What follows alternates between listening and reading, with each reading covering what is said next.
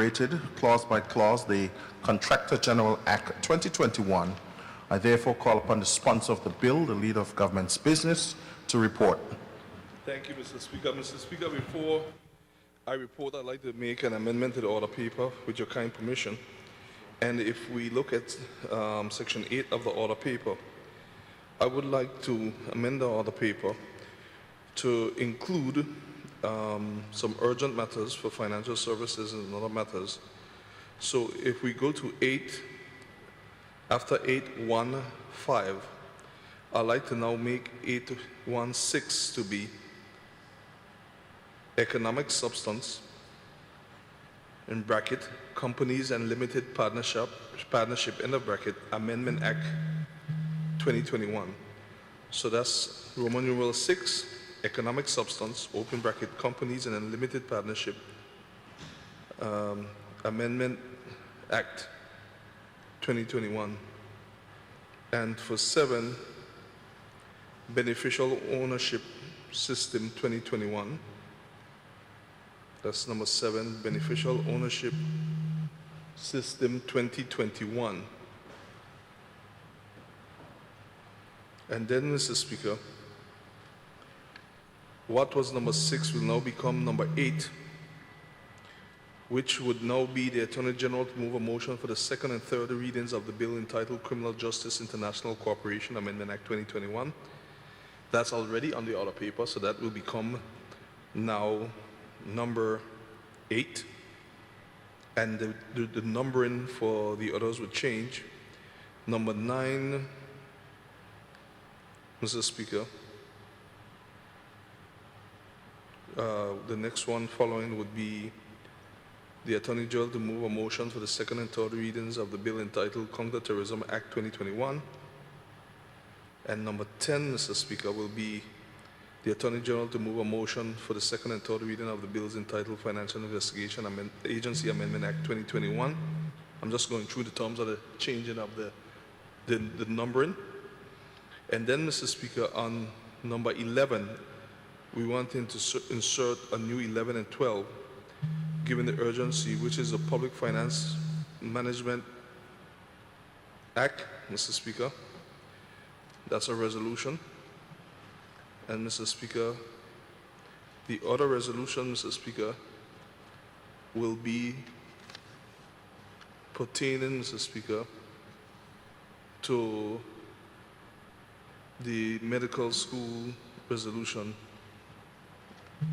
Mr. Speaker. So, so number 11 will be the Public Finance Management Act, Mr. Speaker.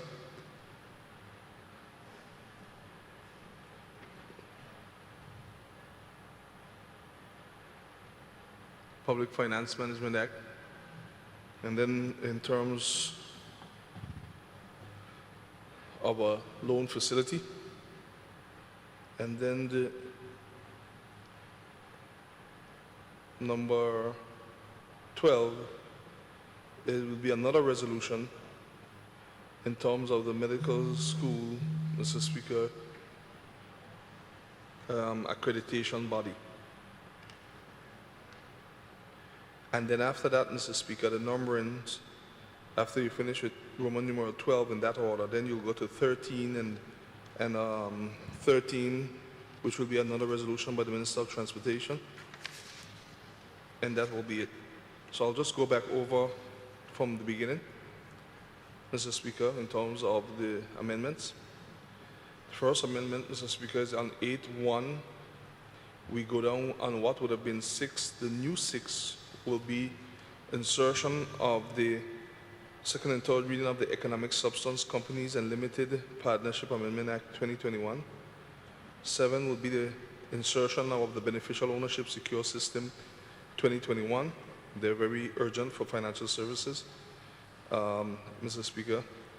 8 now will be what was the original 6 for a bill from the Attorney General on Criminal Justice. 9 will be another bill from the Attorney General and Financial Investigation Agency. 10, counterterrorism, sorry, I left out that one. and thank you, counterterrorism. And then 10 now will be Financial Investigation Agency Amendment Act. I made a mistake, thank you. 11 will be the insertion of the new one, which is the Public Finance Management Act dealing with a loan facility. And 12 will be the medical school resolution for the accrediting body. And then the motion by the Minister of Transportation and Works will now be 13. Mr. Speaker, I so move this motion.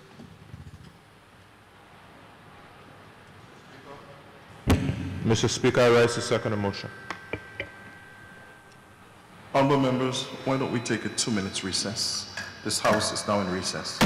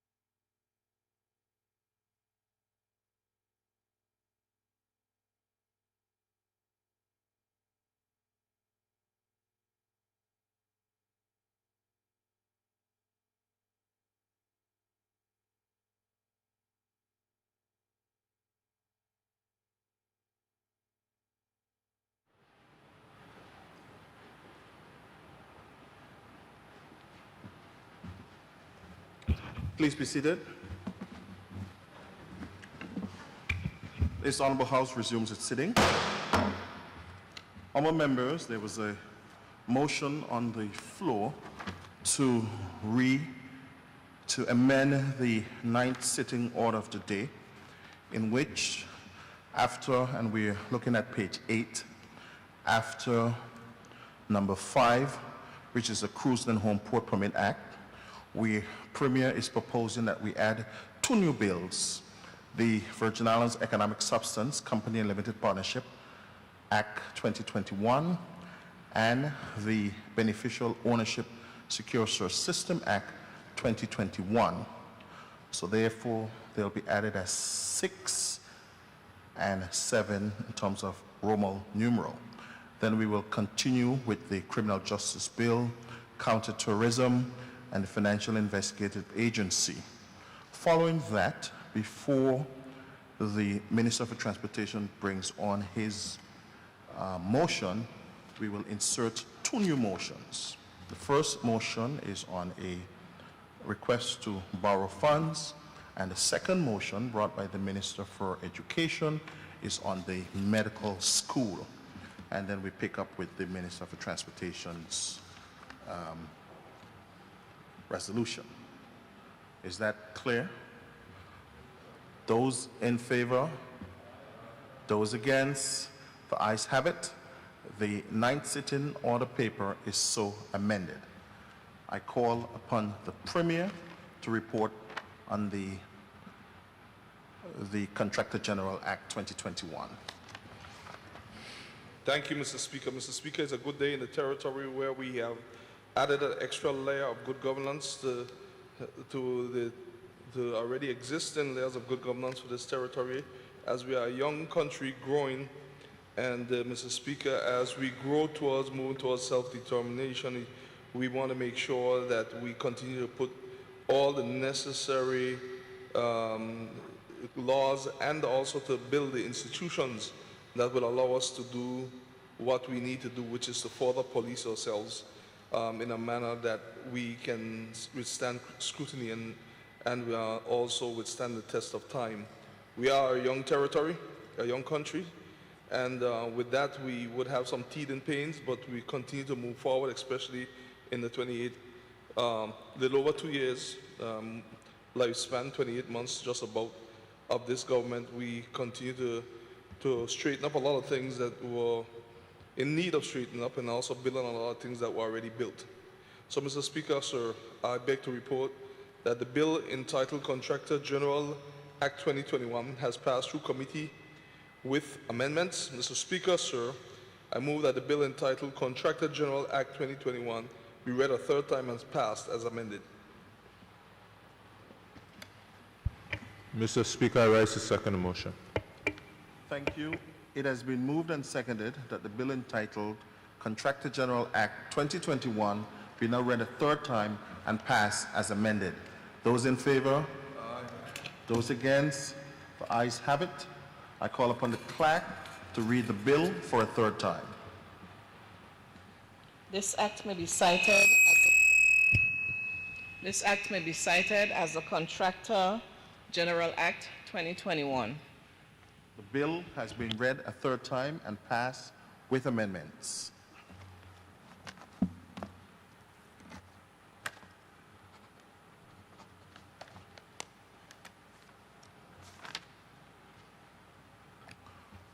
I now call upon the Premier and Leader of Government's Business to introduce the Whistleblowers Act 2021. Thank you, Mr. Speaker. Mr. Speaker, I rise to move that the bill entitled Whistleblowers Act 2021 be move the 2nd and 3rd reading of the bill entitled Whistleblowers Act 2021. Mr. Speaker, I move that the bill shortly entitled Whistleblower Act 2021 be read a 2nd time. And Mr. Speaker, while I am on my feet, I'll just give a brief mention of its objectives. Mr. Speaker, you would recognize that we just passed the Contractor General Act, and now we are here with the Whistleblowers Act. However, your government has brought these not because we were forced to do so by anyone, but because this is part of our sacred covenant with the people of the Virgin Islands. We promise to bring these legislations if we were elected to office, and since we have been elected to office, we do recognize some delays in having some of these done, given, first of all, have to battle dealing with going to the UK to discuss the conditions that we were concerned about with the loan guarantee, and not too long after that, having to deal with COVID-19 for the past now 16 months and still ongoing. But Mr. Speaker, we now have a little window to move forward that has opened for us to move forward to make sure that we make good on the more of the promises that we have promised the people of the Virgin Islands, that we have already done so with some of the legislations that we have already passed. So we have long taken the initiative to place these legislation on the legislative agenda as reflected in previous speeches from the throne, which are written by the government and read by the governor in the House of Assembly. This legislation, Contractor General and others, are just some of the good governance legislation that your government is bringing forward. There are others such as Integrity in Public Life Act, which has already had its first reading, and in the next sitting we'll do the second and third, and we have public consultations on that also. And the conduct, which also includes the conduct of public officials. And we will soon be bringing this, Mr. Speaker, and this will be a trigger to help with what we are also doing in the background of amending the register of interest for elected officials and public officers, Mr. Speaker, to decide whether it be a public register, so to speak, or publicly accessible. So this government is doing a lot of work along the line of improving good governance, Mr. Speaker, and we will not be defined by the one or two areas that we still have to improve upon, but there are many areas that we have improved. So your government has been speaking of our intention and our commitment to these legislation in the budget address also, since we assumed office and in other conversations prior and after that. So we have been working on these legislations for some time now. These legislations have been brought forward after the initiative taken by your government in recognition of our promise to you, the people of the Virgin Islands, and our commitment to strengthening the good governance framework in the territory. Mr. Speaker, the whistleblower legislation is very simple in nature. It adds another layer to the good governance. And Mr. Speaker, it offers persons who report acts of impropriety in public affairs whistleblower protection from victimization by the employer, fellow employees, or any other person as a result of making a disclosure. And victimization can include where the employee is dismayed, suspended, declared redundant, denied promotion, transferred against their will, harassed, intimidated, threatened, or discriminated against. Mr. Speaker, the whistleblower also who has been victimized or learns of a likely subjection to victimization because a disclosure has been made, may in the first instance make a complaint to the Complaints Commissioner, who shall investigate and make orders to rectify the situation as necessary. The whistleblower who is subjected to victimization can seek redress from damages in the High Court and may be entitled to police protection if there is reasonable cause to believe that there is a threat to them, their property, or family members, Mr. Speaker. Mr. Speaker, it has many other sections to it, but what it does, Mr. Speaker, is it helps us now to have another layer that helps strengthen our foundation, in our building overall of good governance in the Virgin Islands. So, Mr. Speaker, I so move.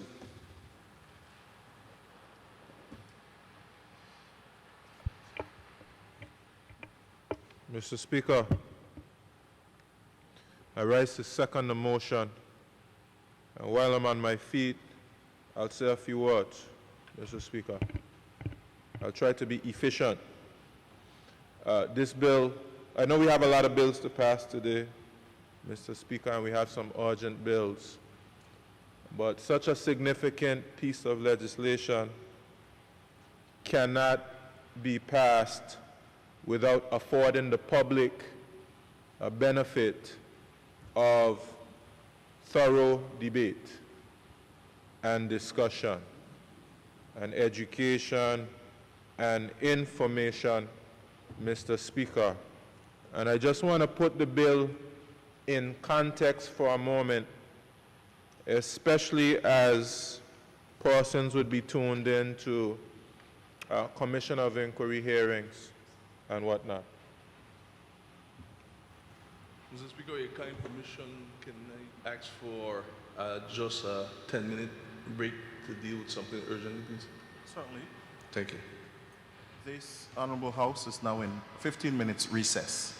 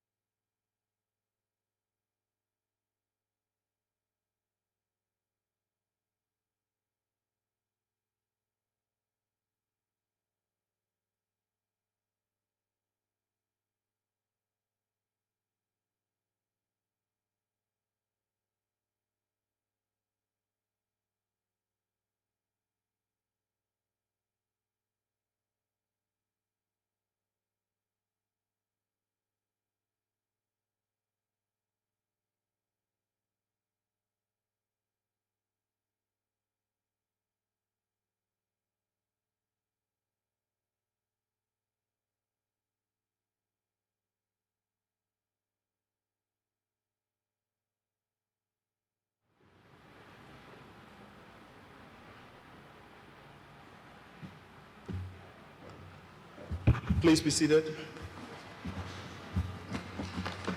This Honorable House now resumes its sitting. We'll continue with the Deputy Premier in his presentations on the bill. Thank you, Mr. Speaker. As I was saying before the recess, a bill as important as this cannot pass without proper debate. And we should put this bill within the proper context, especially as governance issues are a hot topic right now with our Commission of Inquiry. Let's put it in historical context, Mr. Speaker. We have a semi-democracy. We do not have a full democracy. And even that semi-democracy is very young. Think of other societies, other nations. Let's take the United States, for instance. They celebrate their Independence Day that happened at 1776. And as you know, they were colonies, a group of colonies of England, which is an even older consolidated nation. And you can look around and find that, do your research, when these different would-be tribes, groups of people consolidated themselves into nation states. This is a process that they began through centuries, Mr. Speaker. Hundreds of years for them to get to the point where they are today. Now we are descendants of Africa. And as you know, our democracy and our development in Africa was interrupted by European nations. Our growth was stunted. We were enslaved. Some persons don't like to hear about it, but it's a reality and it's a fact. We were enslaved and under bondage, under a terrorist type of governance for how long? The 1700s. Up until when we were emancipated, of course, which we celebrate every year. And in the case of the Virgin Islands, we did not have a proper form of representation for the masses of people here until 1950, with the restoration of the Legislative Council. Yes, we had House of Assemblies before that, and that represented, by and large, the planter class. They had their own form of representation, but by and large, the masses of the people were not properly represented until 1950. I don't want to give away my mother and my father's age, but it's necessary for the debate. My father was born in 1945. My mother was born in 1946. So it's only within my parents' lifetime that we have some measure of representation, some measure of democracy, and it's not even a full measure. And those individuals who would have stunted our growth and prevented us from having democracy sometimes have a certain moral superiority when they look at us. And in fact, these same individuals in their own societies, they have the power and the autonomy to be able to say, now is not the right time for a commission of inquiry. It's ironic, I would say, that they, in seeking to examine our society for its whatever deficiencies it may have, some of the same people who stunted your growth, neglected you for years, have come now with a certain moral superiority to examine you and then put an inquiry on you. And then even though you're going through COVID-19, you have to take time to deal with it. And when their own societies called for a commission of inquiry, they say, well, now is not the time because it will distract from COVID-19. But be it as it may, Mr. Speaker, we are where we are. But we as a people have nothing to be ashamed about as it pertains to our place of development that we are at right now. From 1950 up until this point, we've made astronomical progress due to the sacrifices and the struggles of our people. We're talking about persons who are fishers and farmers, and the children of fishers and farmers who were in smallholding societies. We didn't even have roads. It's our people had to come, like the late great Lavity Stout, and put the Drake's Highway and Blackburn Highway and this and that highway just so that we can link one village to the next. The state of underdevelopment that we were subjected to for centuries is what persons should be ashamed of.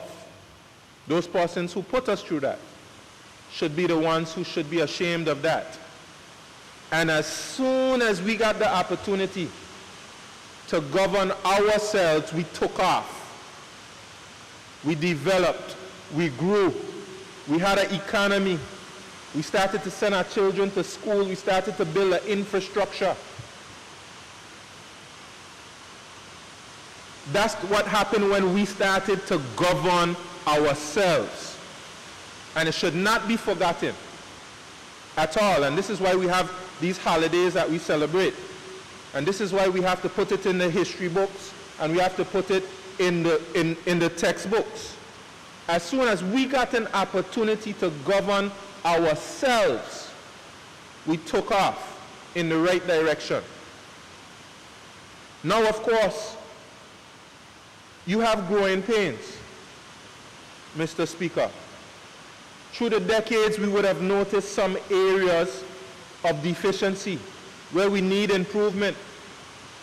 This is not something that's alien to any group of people around the world. All groups of people have these problems. All groups of people have these deficiencies. Even those who have had democracies hundreds of years before us, they have the same problems. I can say it because I've lived in their societies. I've traveled to their societies. I've lived in the United Kingdom for 3 years. I've lived in the United States of America for 6 years.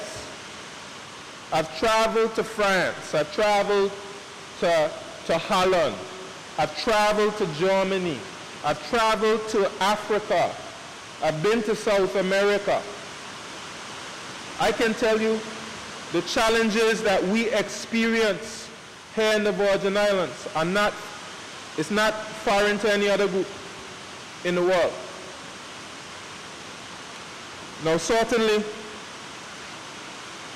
as it pertains to good governance, we have to take some time to build our legislative and institutional frameworks. Those things are necessary, because in the course of our development and seeking to help our people, certainly we would have instances where people would suspect wrongdoing on the part of someone in a position of authority.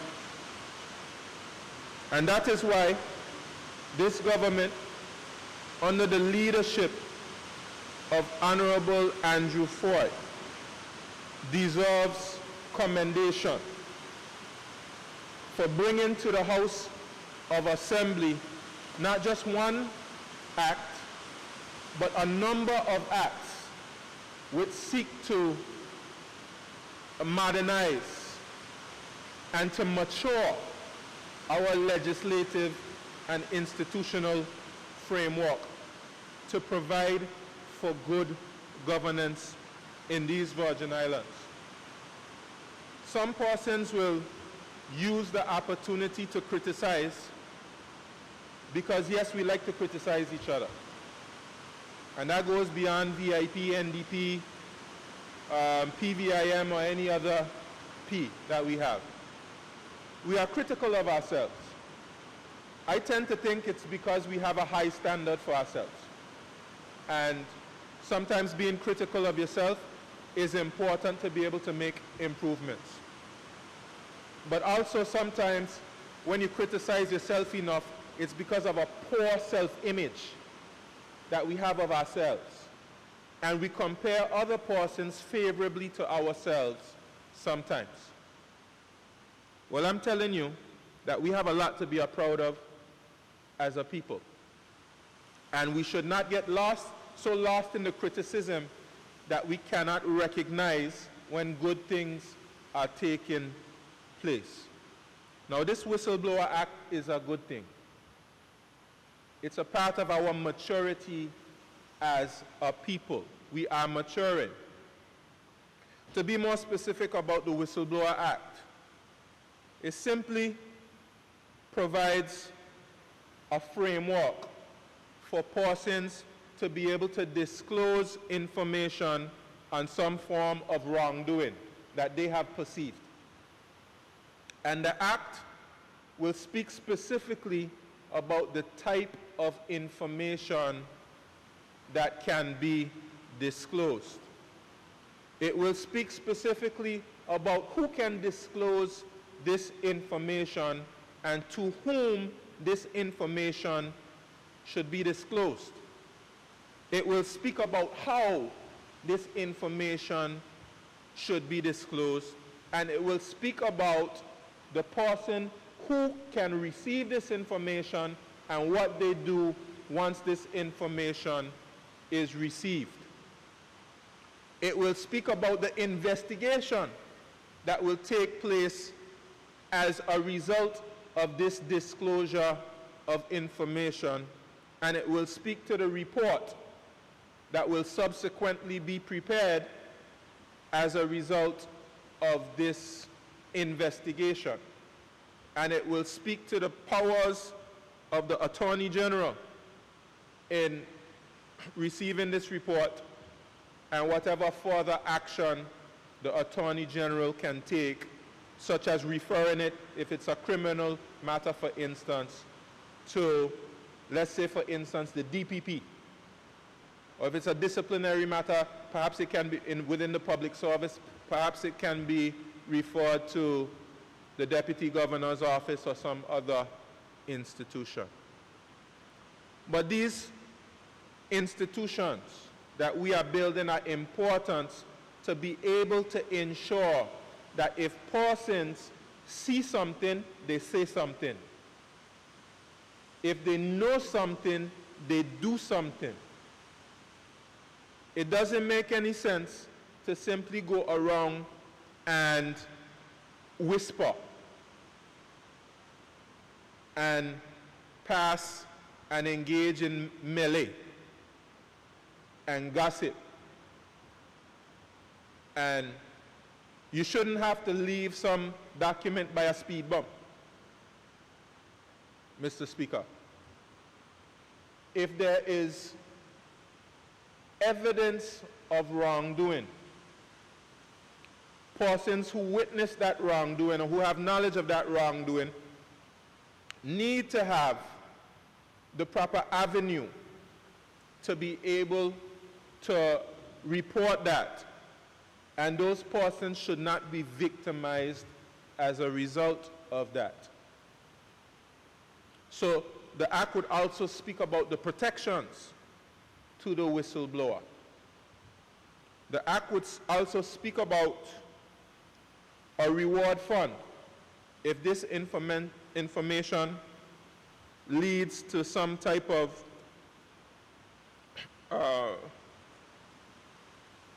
money being received by a particular institution. We have what's called establishment of a whistleblower reward fund. And you can provide rewards to those persons who have provided information, which is an incentive for those persons.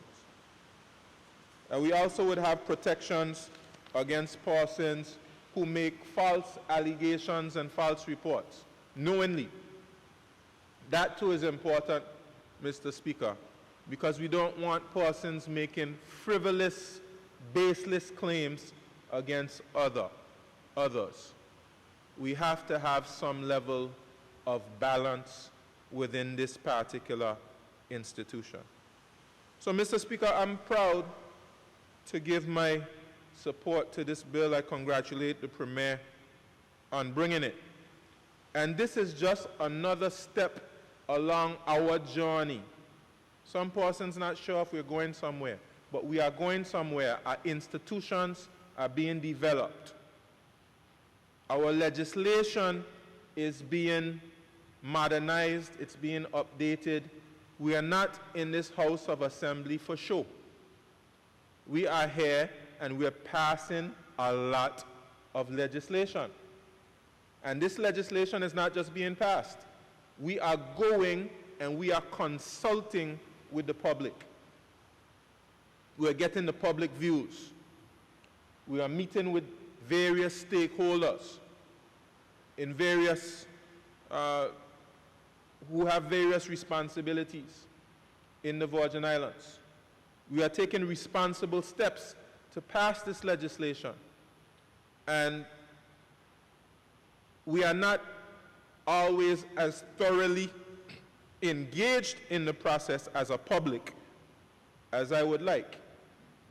And that's part of maturing as a people.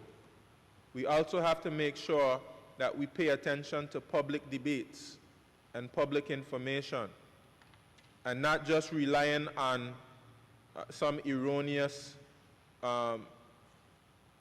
improperly written headline from a news site, which we sometimes have very reckless headlines. There are some persons who do not read the story at all.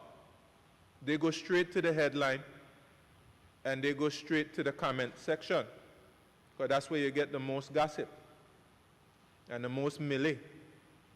But we have to mature as well as a people. Let's read the whole story. And for media institutions, let's practice responsible journalism. Let's do investigative journalism. Let's seek to tell both sides of the story. Let's have some integrity in our work. And all of us have to mature. It's not one group of individuals.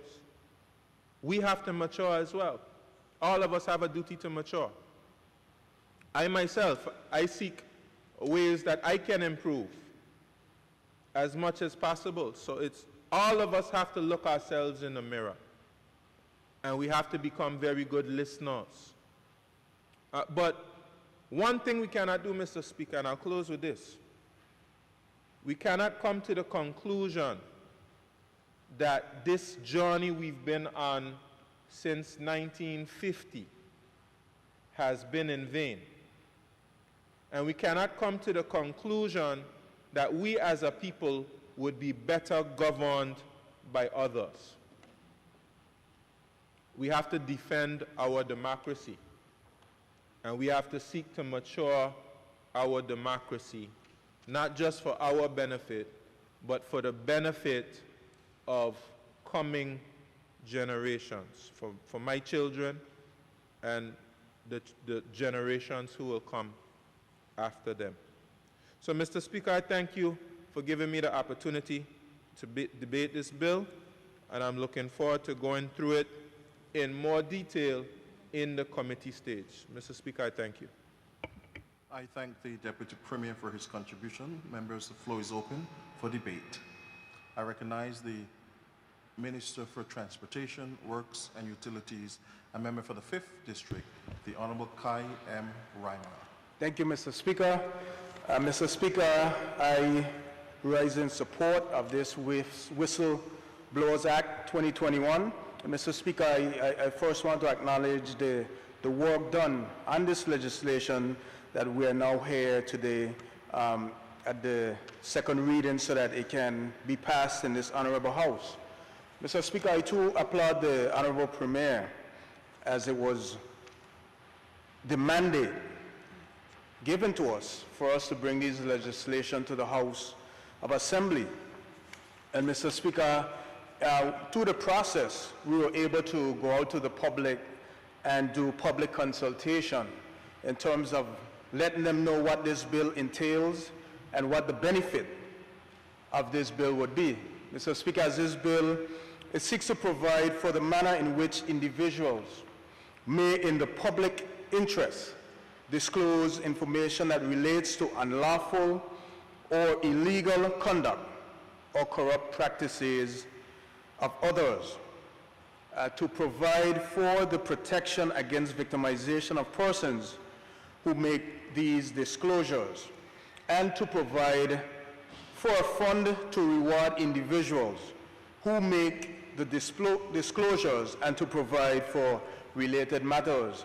Mr. Speaker, this bill is divided into about 6 parts, and for the benefit of the listening public, I would like to just briefly go through some of the parts of this bill.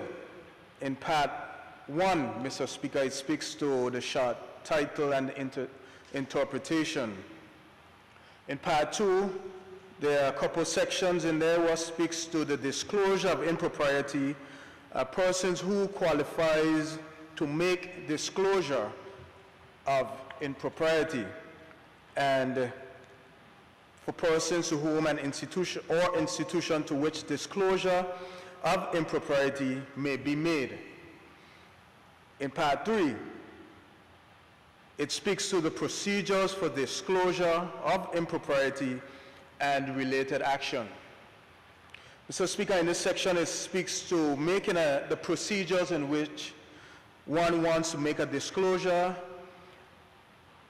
making that disclosure in writing, actions by person who received disclosure of impropriety, submissions of copy application submissions, and then the action by the Attorney General. So the Attorney General has a role to play in this, a critical role. Mr. Speaker, it also speaks to, in part 4, the protection for making disclosures. That's the protection to the whistleblower. It also would allow that person to make reports to the complaint commissioner, then the actions, the rights, police protection, protection against civil and criminal action, and void employment contracts. In part 5, the reward fund,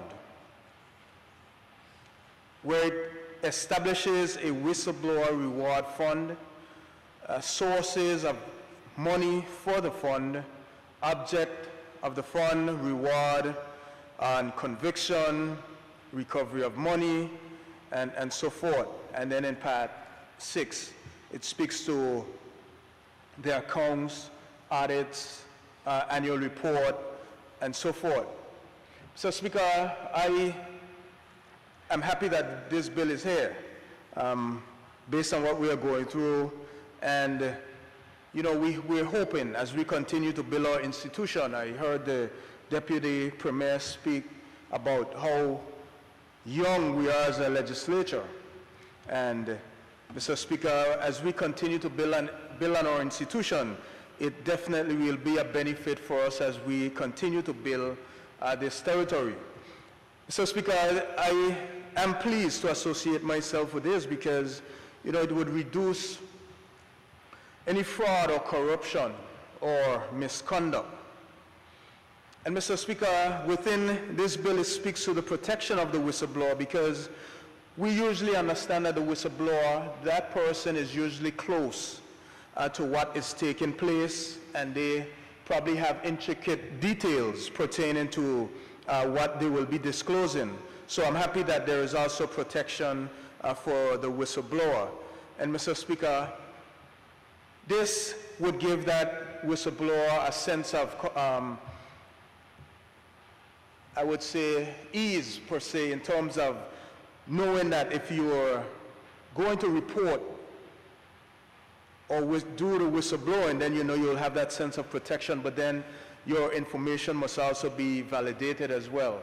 So you have a responsibility, that whistleblower would have a responsibility in terms of that information that they would be providing. So, Mr. Speaker, with those few words and associating myself with this bill, I stand in full support of this Whistleblowing Act 2021. And again, I am happy to be a part of this government for actually bringing this forward to this honorable House. And Mr. Speaker, with those few words, I say thank you for the opportunity to be a part of this legislation. Thank you. I thank the member for the 5th District for his contributions. I recognize the Minister for Natural Resources, Labor and Immigration, and member for the 9th District, the Honorable Vincent O. Whitley. Thank you, Mr. Speaker. I too wish to stand to lend my support to this bill. This bill has recently been out in public, Mr. Speaker, as we try, as we should, to educate the public on anything we're trying to pass in the House that's supposed to be for the public's benefit. We went through its first reading some time ago, like we explained when we had the consultations. It's now going to just had a second reading where we are allowed to debate, and then we're going to go through it clause by clause, and then it gets its third reading and it's passed. Just for the benefit of those students who may be watching and seeing this process live. Mr. Speaker, it's always been said, often been said, that the BVA is a place that's long on rumors and very short on facts. We like to talk particularly things we know very little about. And this act here is going to help us get a framework for moving away from idle talk that sometimes damages your reputation and bring it into a more structured way for reporting genuine concerns. Mr. Speaker, we are currently going through a COI, and we don't know, for example, where the information came from that led to a COI. This act here will help us to frame those concerns in a legal way. Okay, it's better to be proven right than to have your name caught up in slander, or proven wrong, than to have your name caught up in slander when nobody can prove whether you're right or wrong, or innocent or guilty. So I'm happy to support this. And I want to read the first paragraph out of the objects and reasons for the bill, because I think it's very, very informative. This bill seeks to provide for the manner in which individuals may, in the public's interest, and that's the key there, Mr. Speaker, it must be in the public's interest, not because you don't like me, meaning you're going to make up something to speak about me. It must be in the public's interest, disclose information that relates to unlawful or other illegal conduct or corrupt practices of others. Very, very important. Unlawful or other illegal conduct or corrupt practices of others, to provide for the protection against victimization of persons who make these disclosures, to provide for a fund to reward individuals who make the disclosures, and to provide for related matters. Mr. Speaker, that just says a mouthful. And what we encourage persons to do is to report unlawful and illegal conduct, not on somebody you simply don't like. This provides the basis for which you would go to make a report. And Mr. Speaker, in the cases, you may even be rewarded, but these coins all have two sides. So you cannot go and make a report just because you're trying to make a quick buck. Because if your report is false, there's a stiff penalty connected with it. Mr. Speaker, checks and balances. And Mr. Speaker, this bill here, we campaigned on it. We told the persons, if you elect this administration, led by Honorable Foy, we will bring this legislation to the House. And why are we bringing this to the House? Because, Mr. Speaker, we are a young democracy, like was said before, and to strengthen our democracy, it is strengthened through institutions. And institutions that we are bringing here are things like these here, and many, many others. Some we've brought before, and others yet to come. Mr. Speaker, we have been true to what we told the people we are going to do. Some things we promised we will not be able to deliver because of the reality of COVID and the drop in our intake and money. There's no tourism. A major part of our economy is fueled by tourism. A lot of jobs are provided through tourism. The pandemic has shut that down for a bit. But Mr. Speaker, thanks to all those persons who have chosen to get vaccinated to give us a fighting chance to open our borders safely and restore our tourism product. So we can get the funds needed to bring even more institutions. Because these things don't happen just by wishful thinking. When you bring institutions, they have to be funded. They have to be funded, Mr. Speaker. That's why, again, I applaud the Premier and the Minister of Health in particular for their efforts, bearing over backward, encouraging persons to get vaccinated, to give the BVI a fighting chance. We've seen countries all over the world, they've offered all sort of incentives, land, money, marijuana, college fees, all sort of incentives, because it's one of the saving graces for this pandemic, the vaccination.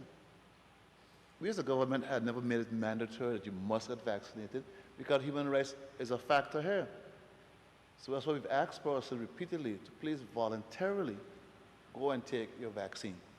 Mr. Speaker, when the economy opens more and we can bring more initiatives online, then things will turn around. Things are very, very difficult now. A lot of things you want to do as an individual, you can't do right now because of constraints. The same thing applies to us as a government. A lot of things we campaign on that we really want to do to help our people. But then, Mr. Speaker, we simply cannot do it. And we must ask persons to continue to be patient, but also help us. How can you help us? Get vaccinated. Get vaccinated. It is helpful. There's a lot of work we have done so far, but a lot of work yet to be done. A lot of work. In this session alone here, we've passed so many second and third readings. Not because we like to be here, it is necessary to build institutions to strengthen our democracy as we move towards self-determination, which is a must. So, Mr. Speaker, again, I applaud the Premier for bringing this bill here, and I also want to thank all those persons who came out during the public consultation and gave their views and inputs and recommendations to help us even refine this more, to it works better for everybody. Checks and balances are a must. And we have to take charge of our own destiny by, again, bringing these institutions in to help us better police and develop this territory. So, Mr. Speaker, with those few words there, again, I fully support this bill. Thank you, Mr. Speaker. I thank the member for the 9th District for his contribution. I recognize the Minister for Health and Social Development and Territorial Member, the Honorable Carvin Malone.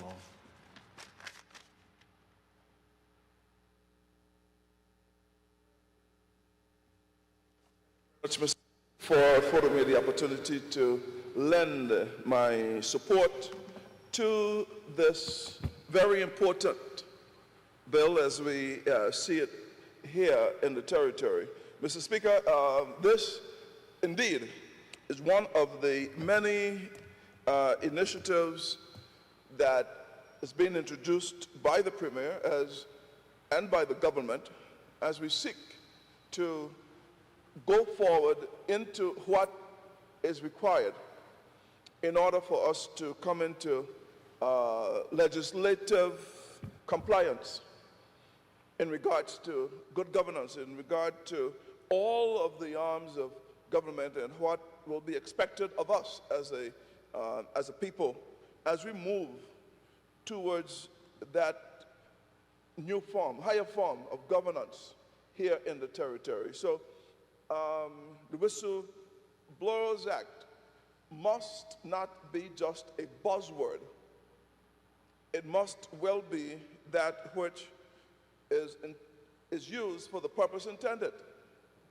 Because no matter how many laws you implement, no matter how many measures you put in place, if you do not have the resolve to be in compliance with it, you would need other measures that would be able to identify so that you can bring forward and have a course of law and action which will help to stamp it out. So it is critical for us to do this. And it's a course of action which I pondered even as we had to adjourn and to delay the sitting of this House on many occasions because of events. But most important, I find that it is always critical for us not to leave our people wondering, confused as to whether or not what is the basis of any actions being taken in the country. Because my particular feel is that the more informed the residents, the voters, the citizens of a country, then the more they can assist you in reaching your goal. Because I truly believe, and I've oft said this to all my colleagues, that until the people of this territory gain confidence of governance of our people, by our people, then we will never reach that self-determination mode. We have to gain the confidence of our people. And we are under the trawls of a 70-year audit of governance in the country. I think that the particular debates and the sessions being conducted, even as we speak, starting back right now, will tell us that it is not about a government that came into being in February 25th, 2019, because we're looking right now at the register of interest as it relates to what we did or didn't do. But is it really about whether or not you file a report 1 day late, 3 days late, or 4 days late? Or is it more about whether or not items that should have been filed was in fact filed or not? And to what end? Because I am a person who, before I go on a journey with you, I have to have an agreed destination. And the destination of the Commission of Inquiry is very critical to the people or people understanding the route, the path being taken. It is critical not in terms of violating any oath of quote-unquote secrecy, if you may, confidentiality, if you may, don't say nothing, if you may, until we say to say. It is about understanding where we are, the destination. Is it a common destination by one side versus the other side? We know that all administrating powers have a responsibility to guide and direct non-self-governing states, assist them in the journey towards self-determination. Not my words. It is the word of others. It is the word set down in the United Nations Charter. A duty, compounded duty. And this whistleblowing legislation is one of those that the quote-unquote administrating powers have supposedly in their constitution, in their practice for those who don't have constitutions, so that it would always be there. There are a number of others, as you say, that is on the docket. So when we look at chapter 237, and this is just to bring context to what is going on, because first there was the published documents, now it is a particular public viewing. And I would bet you that, Honorable Speaker, tomorrow we'll have one of the highest viewing audience that we'll ever have. Tomorrow. Stay tuned. YouTube. But chapter 2 of chapter 237, or of the Commission of Inquiry, I'll just read some excerpts of it.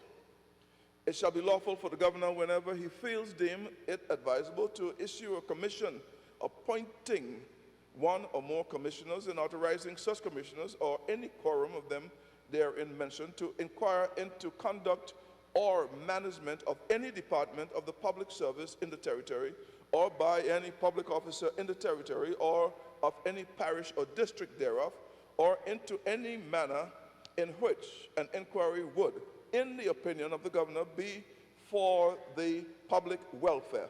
Each such commission, and this one is important, each such commission shall specify the subject of inquiry and may, in the discretion of the governor, if there is more than one commissioner, direct which commissioner shall be chairman and direct where and when such inquiry shall be made, and the report therein rendered, and prescribed how such commission should be executed, and may direct whether the inquiry shall or shall not be held in public.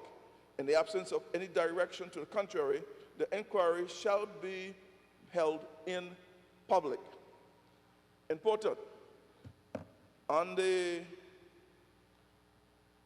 what date is this? In January,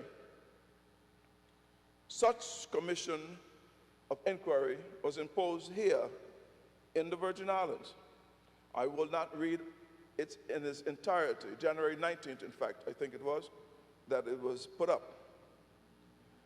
It says in chapter 1, to establish, and whereas in the opinion of the governor, it would be for the public welfare and to hold an inquiry and set out in the following terms of reference, to establish whether there is information that corruption, abuse of office, or other serious dishonesty in relation to officials, whether statutory, elected, or public, may have taken place in recent years.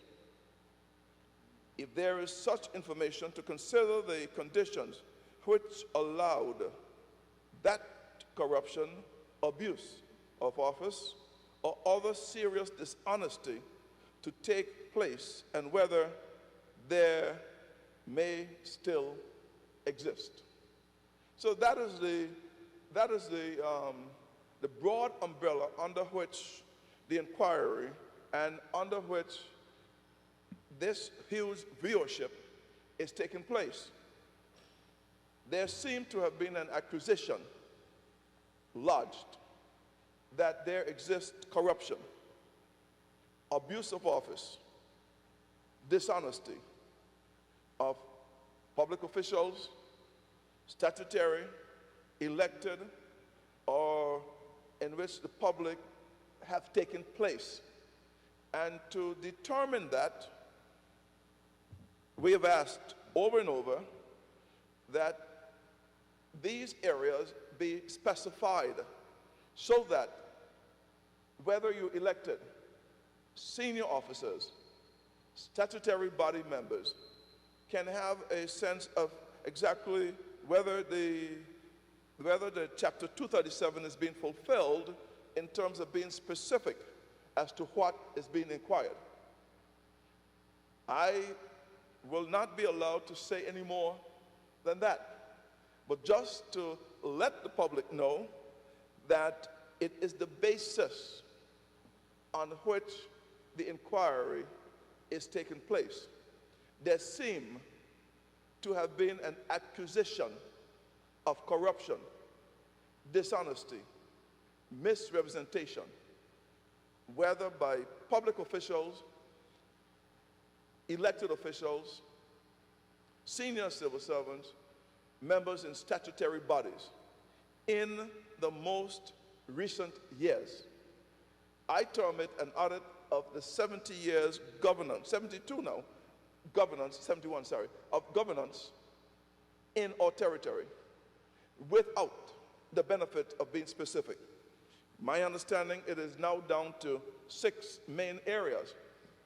Registry of interest being one, the government and ministers' position statement, of which we will learn more about today and tomorrow.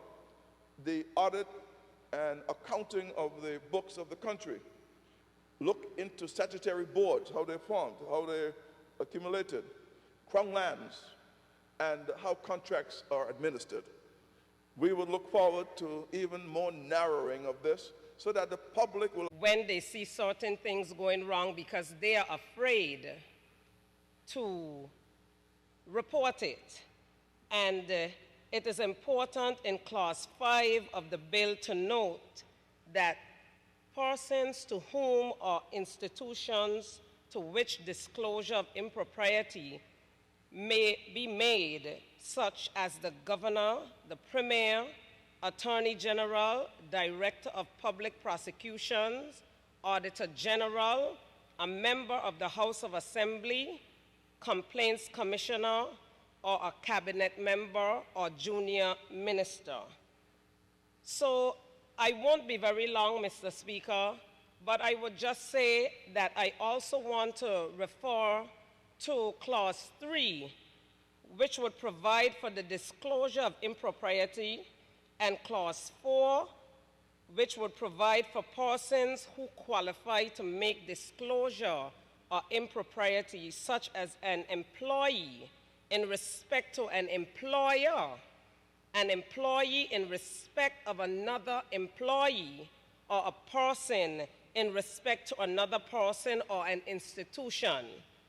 And Mr. Speaker, we field lots of complaints when it comes to employers and employees, and persons are afraid that they will lose their job if they have to report their employer. So it is important that persons in the community understand that we as a government, we as House of Assembly members, seek to make the general public more comfortable in being able to make reports in cases where they feel they might be victimized or otherwise challenged. So on that, Mr. Speaker, I once again would like to say I am in full support of this bill and all other bills as it relates to good governance, because we are here to help our communities to make sure that persons feel safe and secure, as we know the British Virgin Islands to be. And we intend for it to remain a safe place for all of us to live, and a place where when we see something, we need to say something without fear of persecution, intimidation, or victimization. Thank you, Mr. Speaker. I thank the junior minister for her contribution. I recognize the Deputy Speaker and Territorial Member, the Honorable Neville A. Smith.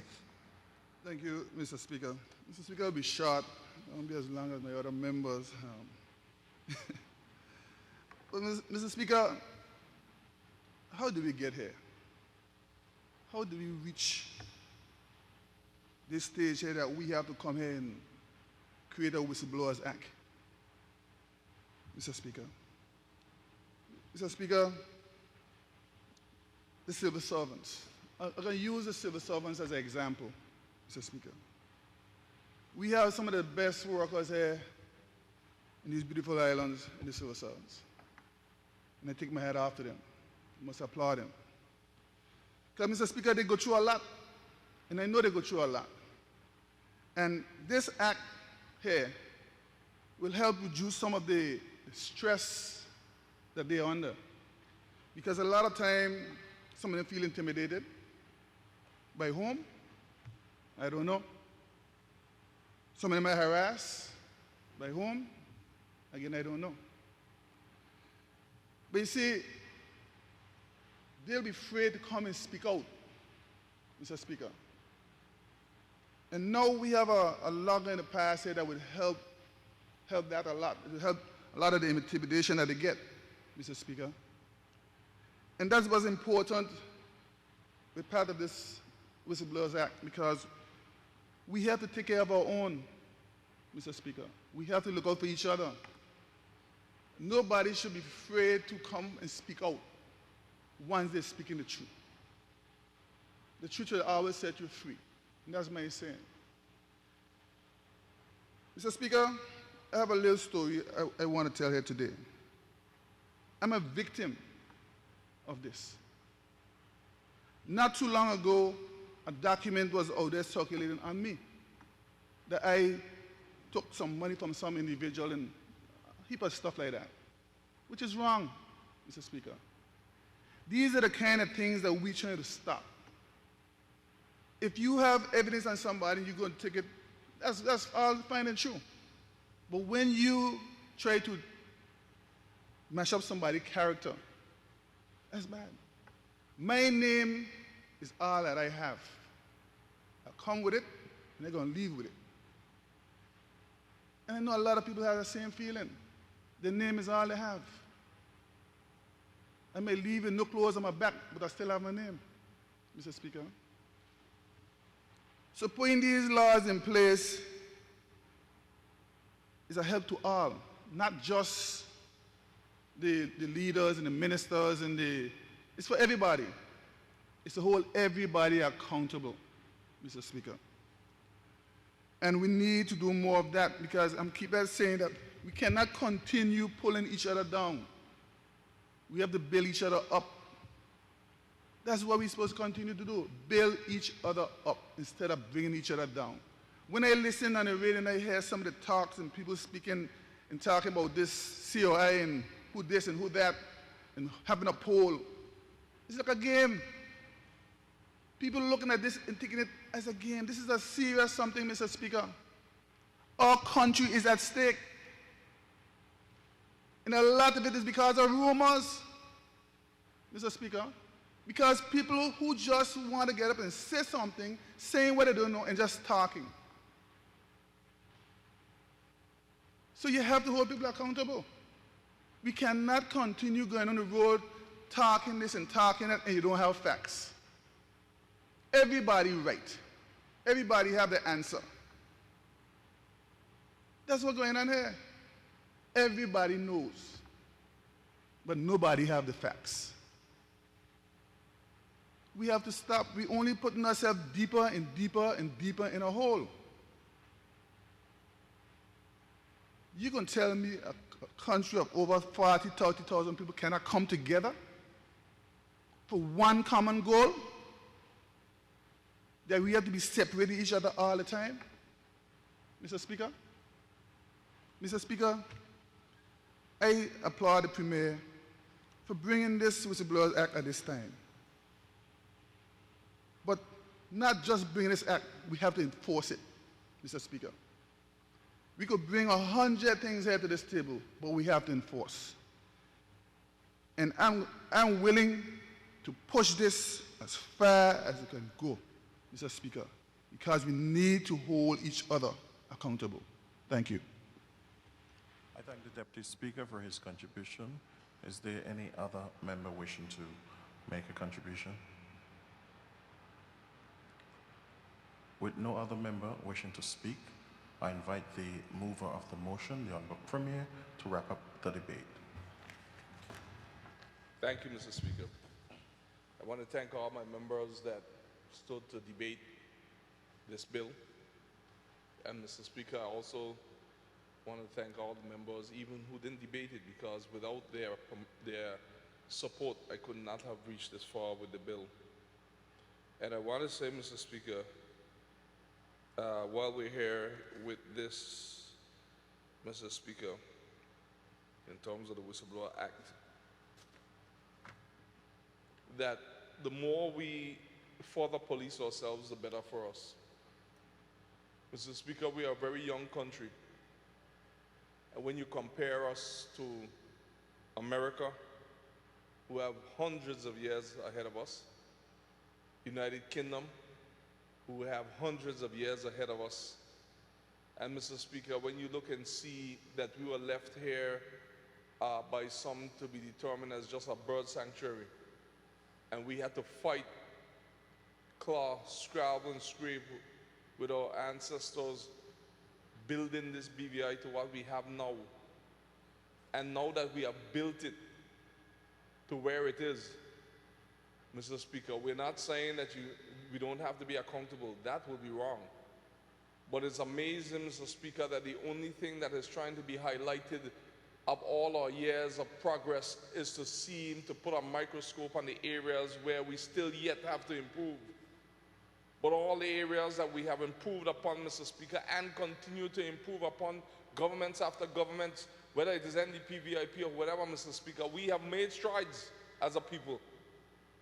And, Mr. Speaker, we know that there's another setting in town whose only intention seems to be highlighting those areas of weaknesses for whatever we do not know at this time, but we know one thing, that the God of our forefathers will vindicate this territory. God will vindicate the British Virgin Islands. I'm on my knees every night praying to him, because one thing I know is that the truth will float and the lie will sink. But over the years, Mr. Speaker, we too have had to move with haste to put further legislation in to help police ourselves. And we're here with one of them again, the whistleblower legislation. And this is nothing to do with a COI. It has nothing to do with politics. If you pick up the manifesto of the Virgin Islands Party, it is in there. And most of what we are talking about with good governance is in there. It shows that we did not just start speaking about it. But from the time we hit the ground, Mr. Speaker, running in this government, when we won on February 25th, 2019, and it took me 2 days to be sworn in because the governor said he couldn't find a writ. I had trouble even being sworn in as Premier. And when I was sworn in, from then, we were told that we have to move quickly with the loan guarantee with conditions that were not favorable for present or future generations, and basically if we sign as is, although we are in favor of the loan guarantee, it would have put us to do retrograde step to what our ancestors have already made. Things in it such as measures to be put in place when we sign. We ask, what are those measures? We can't get them defined to this day. Things such as the assets of the BVI would stand better in the hands of a private entity. We ask, what are those assets of ours that if we sign that you will have authority to put in the private entity's hand? What are those assets? And who is the private entity? Up to now, we can't be told those things. And that our budget, if we sign, would have to be approved by the UK. And we're asking why. And because we raise our Ebenezer to ask why, and we raise our Ebenezer to say that we want to continue the journey of our forefathers towards self-determination, but making sure that we put all the necessary mechanisms in place to make sure that we can further police ourselves, is a large reason to why we are subject to a lot of what we are subject to now. And we have been also, in a way, being put in a kind of a mode where we should be quiet. Well, we have a voice to speak, Mr. Speaker. And all these things that we're putting in place, Mr. Speaker, we've been trying to do them for a while. Many governments before have tried, and some of the governments have done some good things to help with good governance. Now we have come, Mr. Speaker, and we are saying, well, we want to move forward. We had to deal with the loan guarantee and go to the UK, and Minister of Health myself to defend that. And right after that, not too long after that, we were dealing with COVID. And in the middle of COVID now, we're dealing with a COI, and then persons are asking, why didn't you do A and why didn't you do B, and want us to totally ignore all those major league challenges that we have been faced with since we have hit office in February 2019. And Mr. Speaker, I don't blame anyone on the COI at all. The history shows that anyone who was captured from our ancestors' days didn't become captured by a stranger. It was their own, because of greed, hatred, envy, jealousy. It wasn't because of transparency. That was always put in front. If you read history books, that was always put in front by all of those of our lineage that caused our people to be enslaved, was always something about transparency and accountability, and it was used from back then to now. It's not to say that persons must not be fully monitored, and when you're in higher office, that you must make sure that you act transparently. That is not to say that at all. As a matter of fact, we should make sure there are more layers of transparency, but we also should make sure that our rights are not trampled upon as a people.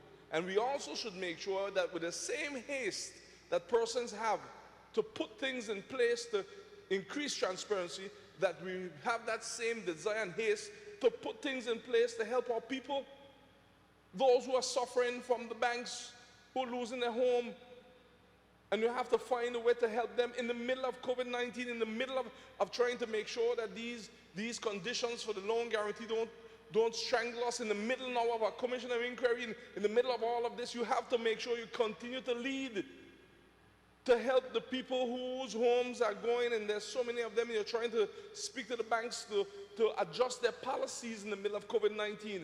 It is inhumane for any organization, whether government, the banks, or whomever, to keep the same policies governing their institutions as was pre-COVID-19. Because COVID-19 is the worst pandemic in the last 100 years, and we cannot perform in the same manner. We cannot continue with the same policies. We cannot hold persons down to the T on the same policies that existed pre-COVID-19. Mr. Speaker, we have so many single mothers that they're saying that they can't pay their rent because COVID-19 has devastated territories around the world, save none financially. And we're trying to get through all of this, Mr. Speaker, and we were told to fend for ourselves, that no help was coming, and we fend for ourselves. And now there are those who want to make us pay a price because we didn't get down on our knees and say, Master, And Mr. Speaker, I'm praying and I'm proclaiming in the atmosphere to this country and this world that the God of our fathers, our Father, and hallowed be his name, is going to rescue this country from the attacks that we are under, and even some more that would come. Because at the end of the day, no matter how powerful any one of them think they are, and how they can try to subject any one of us to make us think that we're not being above board, when he says he wants something, it is so. And I proclaim that the BVI, as a Minister of Health, said that after the COI and after all of this rugudu is finished, that the BVI will be a better place than ever before. And I proclaim that in Jesus' name. And I'm going to stand by it. And who want to make fun of it, let them make fun of it. Because if we roll back the curtain on everyone's life, there's none worthy. My father used to say a thing that the only difference between those in jail and those out is that those in jail sins were found out in a legal way. My God, he had know what he was saying. You show us anyone that hasn't made a mistake. Show me a country that's perfect. If you ask any country or anyone to let me examine your life with a broad terms of reference for the whole entire path of your life to see if anything went wrong, I dare you to find a country or a person who comes out of that unscathed. None. But we have to be realistic, Mr. Speaker. We have to be realistic, and we as a people have to open our eyes and ears and stop worrying about whether you want to see fire in the Virginians Party fall or whether you want to see this government rise. This is not about that now. This is about us sticking together as a country and building our country together, because don't fool yourself. History has taught us that when we rely on anyone else to build it for us, we take retrograde steps. And this is not against anyone. But Mr. Speaker, let's face it. What are we sending our children to school for? What are we going to church believing in and believing for? What are we continuing to build this country for? Is it just so that we could criticize each other? Is it just so that we could try to exploit each other's weaknesses? Or is it so that we can fulfill the will of God for this territory and for ourselves? And this legislation is another path of doing that. With the whistleblowing legislation, Mr. Speaker, you're free to come forward with whatever information you have. Once it is the truth, you will be protected according to the law. And once it's the truth, showing that there's something that is going wrong or needs looking into, you even get some money for it. But if it's not true, all people say you have to pay for your mouth. Make sure that you bring things forward that is so. And it's going to save us money too, Mr. Speaker. This will precipitate any actions of an inquiry.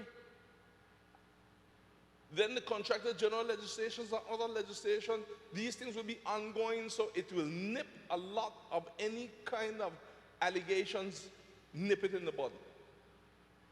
In the early stages, save us millions of dollars, whether through inquiry lawyers or whoever, and put the money in the AG office, and now we could get more lawyers. Save us money, so we could put it in different places that are needed. We don't have to be afraid of the future. Just plan for it. And yes, as a territory, we have areas need to be improved upon. I will be the first to say that. But I'm not going to let anyone brand this territory in the areas where we still have to improve upon and do better in, to use that as the impetus to say that we cannot govern ourselves, we cannot take care of ourselves. That's why in the English language, Honorable Sherry Castro will know about this. There's good, better, and best. And never stop until your good becomes better and your better becomes best. But by the time you become from your good to become to your better to become to your best, there's somebody whose good that comes generation later that is better than your best. Because that's just how life is. And we are young territory building with more degrees per capita than most developed countries. I like to say we have more degrees in the territory than a thermometer. But we cannot use these degrees to turn on each other. When we had less degrees, we were more compassionate, but sometimes now, sad to say, and I encourage our people to continue to study and become qualified, but sad to say that some of them become qualified and they join forces with those who have come to belittle us because all of a sudden we don't know what we are doing. The same people that birthed them and put them to where they are now are not knowledgeable of knowing what they're doing. We have to be careful, Mr. Speaker. When we get knowledge, it's not knowledge just for ourselves and to promote our own individual causes. It's to live for others, because through living for others, we will have a territory that will live on forever. So, Mr. Speaker, there seems to be a time when everybody is afraid to speak, because what I notice, as soon as you say A, you're getting a letter saying to bring this document and bring the other. So I am concerned about the atmosphere that I'm seeing developing in my country. It's concerning, it's alarming. I'm going to respect what everyone I have to respect. But as the leader, at some time, you have to speak out and say, wait, man, wait there, man. We got some rights. We have rights as a people. We have rights as a people. So since there's some areas that we still have to develop, this is one of them. The Contractor General now allows us legislation we just passed, which we'll enact right away. I'm not going to delay these things. Pass so that we could make sure that any government entity, contractor, etc., that they could look into them if there's any allegation or anything. Here with the whistleblower, once this is passed, you can go complain to the complaints commissioner, anything, anyone, any other authority, as the Junior Minister of Trade has said, and make sure that your complaint is heard. And what is amazing is that this government has had more public consultation than any government in the history of when I have been in politics or have known in the political history of this territory. Just about. And yet there are those who are saying that we're being secretive and talking about fair to speak. My savior, fair, this government is instilling the people to speak. With the kind of things I hearing on Facebook, radio and all about, who instilling fair? If you ask me, some of them try to instill fair in us with what they're saying. So these things are just loose talk, and the problem with these things, if no one challenges them, they keeps be saying them, and the government has people afraid to speak. Afraid of us to do what? Where is the fair? We do not get into anyone right to speak. The only thing we're saying as a human being, not as a government alone, is let's agree to disagree or disagree to agree in a respectful way. That's all we're saying. And when you speak, let's speak with some facts. Or let's speak, at least, if you're against a policy or whatever, that's okay. That's part of democracy. But the kind of things that we're hearing on the waves, in the public domain, about whether it be you, your family, all kind of thing, and persons have no conscience out there saying it, and there are persons who gravitate towards every piece of melee in this country, whether it have sense in it or no sense, or dollars or pence. They just gravitate towards it. And we know that a lie goes wrong the world twice before truth gets its boots on. We have to be careful, Mr. Speaker, in this country, trying to destroy each other. Because when we don't be careful with that, Mr. Speaker, these kind of gossip and mischief doesn't destroy individuals alone, Mr. Speaker. It destroys the entire territory. And Mr. Speaker, when we look and see the lessons of the past in different areas of this world, what has happened to our ancestors when we fight and divide among each other, we have to be careful. There's an African proverb that says, when brothers fight to death, a stranger inherits their property. That doesn't mean that we must see wrong and be quiet.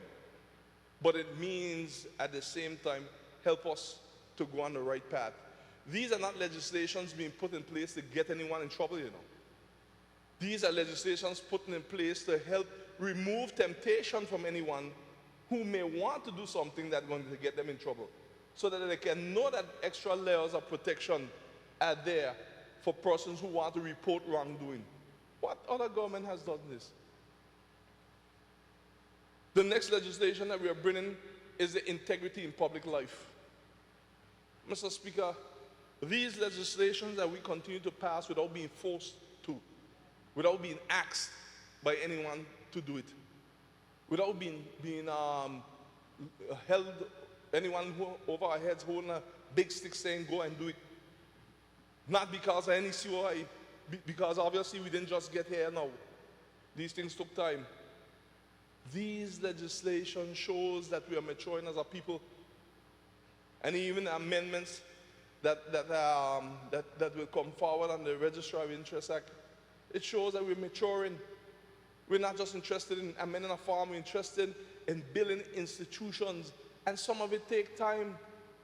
I'm amazed, Mr. Speaker, and I learned by this, how people just want to take up and throw away this 16, 17 months with COVID as if it is nothing, and as if that couldn't take away our time, and as if it didn't take away some of our resources to get certain things done before. I'm amazed, and people buy that.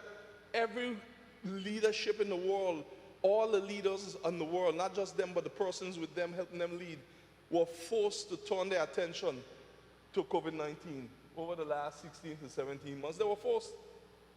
And that took a lot of time, Mr. Speaker.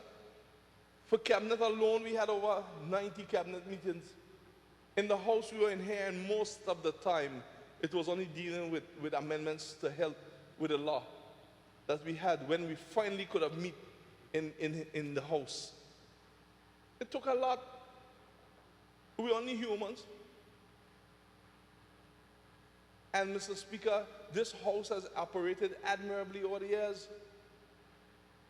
So if we find one or two areas where we have to improve, does that reflect the character, the integrity of this House and each of us in it? And by the way, I'll tell you, Mr. Speaker, something. It is clear that certain institutions have to be built, because in my teaching time, I was learned that once you give an item and put it on a test paper, and your brightest students have trouble with it, and everyone who did that item got it wrong, they had a problem. It was not a problem with the students. It either was a problem with how the question was written, or there's some other underlying problem that needs to be investigated, especially when top-notch academic students in that class have issues with it. Let's face the fact, certain areas of this territory with our laws and even institutions need some strengthening. And that's what we're doing. Give us the time to do it. Give us the time to do it. Allow us to make some money come out of OMA so we could get the resources to help each other. Not every minute try to find a way of what was done to try to help our people navigate through these rough financial waters because of COVID-19. Not every minute bringing something to try to stop us. Try to, if you ask, enslave us in a modernized form. Not that we don't have to be accountable, but when you have to be dealing with all of this, sometimes it takes up the very time that you need to help the people of the Virgin Islands. But I'm not disheartened, and this government is not disheartened. We shall prevail in Jesus' name. This territory will remain in the hands of the people of the Virgin Islands. The finances will remain in the hands of the people of the Virgin Islands. And the heart and soul of this territory remain in the hands of Abba our Father. And that's why we continue to move forward despite our challenges and in spite of our challenges. And this legislation will help us to show ourselves in the world that we can further police ourselves and put things in place to do just that. And Mr. Speaker, with that I so move that this bill now move into the committee stage so that we can continue to do the work of the people, Mr. Speaker. I thank you. I thank the sponsor of the bill. It has been moved and seconded that the bill shortly entitled Whistleblower Act 2021 be now read a second time. Those in favor? Those against? The ayes have it. I call upon the clerk to read the bill for a second time. This act may be cited as the Whistleblower Act 2021. Thank you. Pursuant to Standing Order 55-1 of the House of Assembly of the Virgin Islands, the bill now stands committed to a committee of the whole House to consider it clause by clause. This House is now in committee.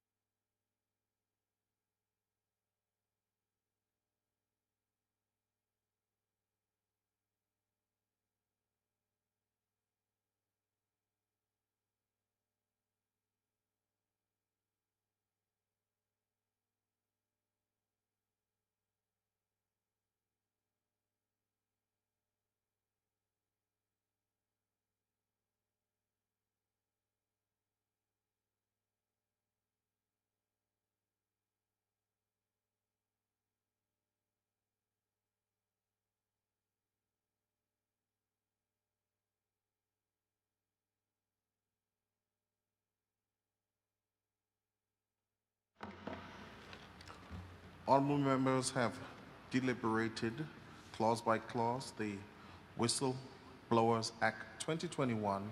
Therefore, I call upon the Honorable Premier, mover of the motion, to report.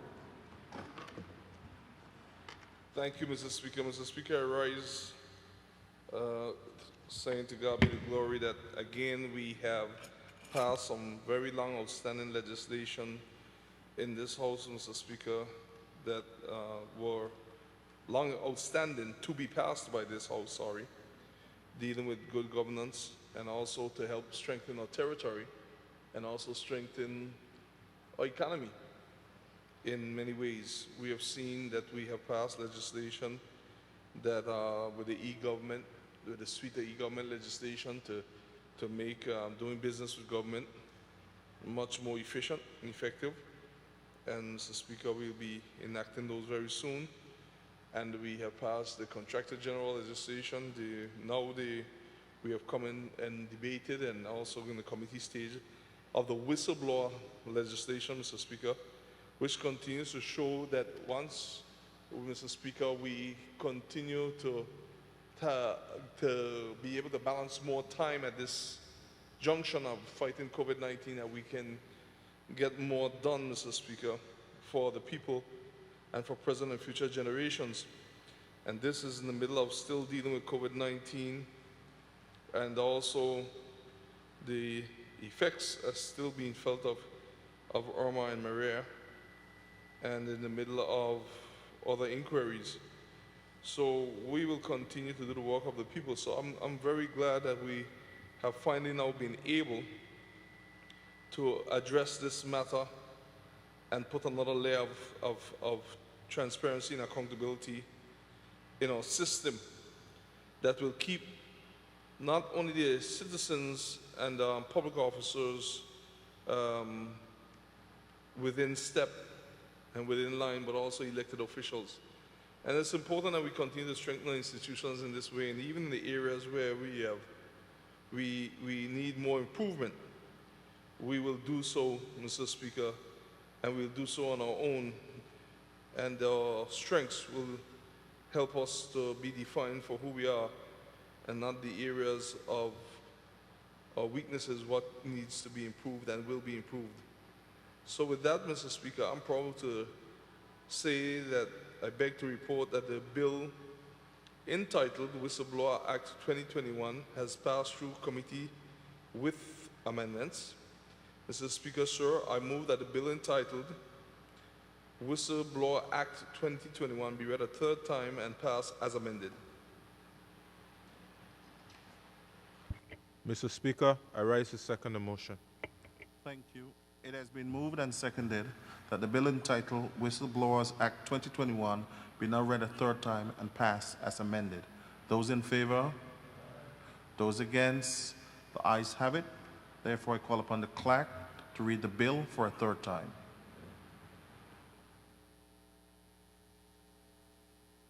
This act may be cited as the Whistleblower Act 2021. The bill has been read a third time and pass with amendments.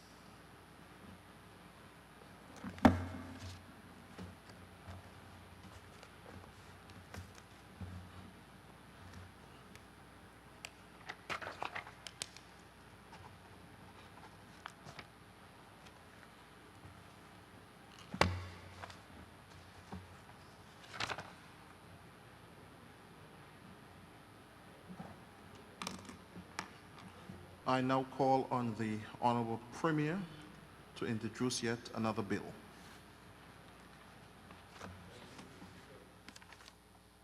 Mr. Speaker, excuse me, as I rise to move the second and third reading of the bill entitled Cruising and Home Port Permit Act 2021, I move that the bill shortly entitled Cruising and Home Port Permit Act 2021 be read a second time. And while I'm on my feet, Mr. Speaker, I will speak to this bill. We have seen, Mr. Speaker, with this act, we have seen, Mr. Speaker, that through COVID-19, as I continue to say, that the policies that existed pre-COVID-19 cannot be used to any large extent to get us through the challenges of COVID-19 financially, challenges and other challenges. Hence, Mr. Speaker, we have to be innovative. And innovation is the only way that we're going to raise more revenue and be able to help this territory overall, and also, by extension, the economy of this territory, Mr. Speaker. One of the innovative ways that we're doing with the Cruising and Home Permit Act, Mr. Speaker, in terms of the amendments going to go into it also, is first of all to encourage home ports, Mr. Speaker, issuing of home ports right here in the BVI, so that we can encourage cruises in the future to start from here in the BVI and give a reduced payment to the ships per head and other fees if they start their cruises right here in the BVI. We may not start with the big cruise ships one time, but at least those mid-range ones or the smaller ones will be able to start. And who knows, you never know if you can start with the big cruise ships, because you can't limit God and how he works for our territory. But this also will have a spillover effect, not only for the cruise ships and starting cruises from BVI, and we're thinking ahead and thinking innovatively.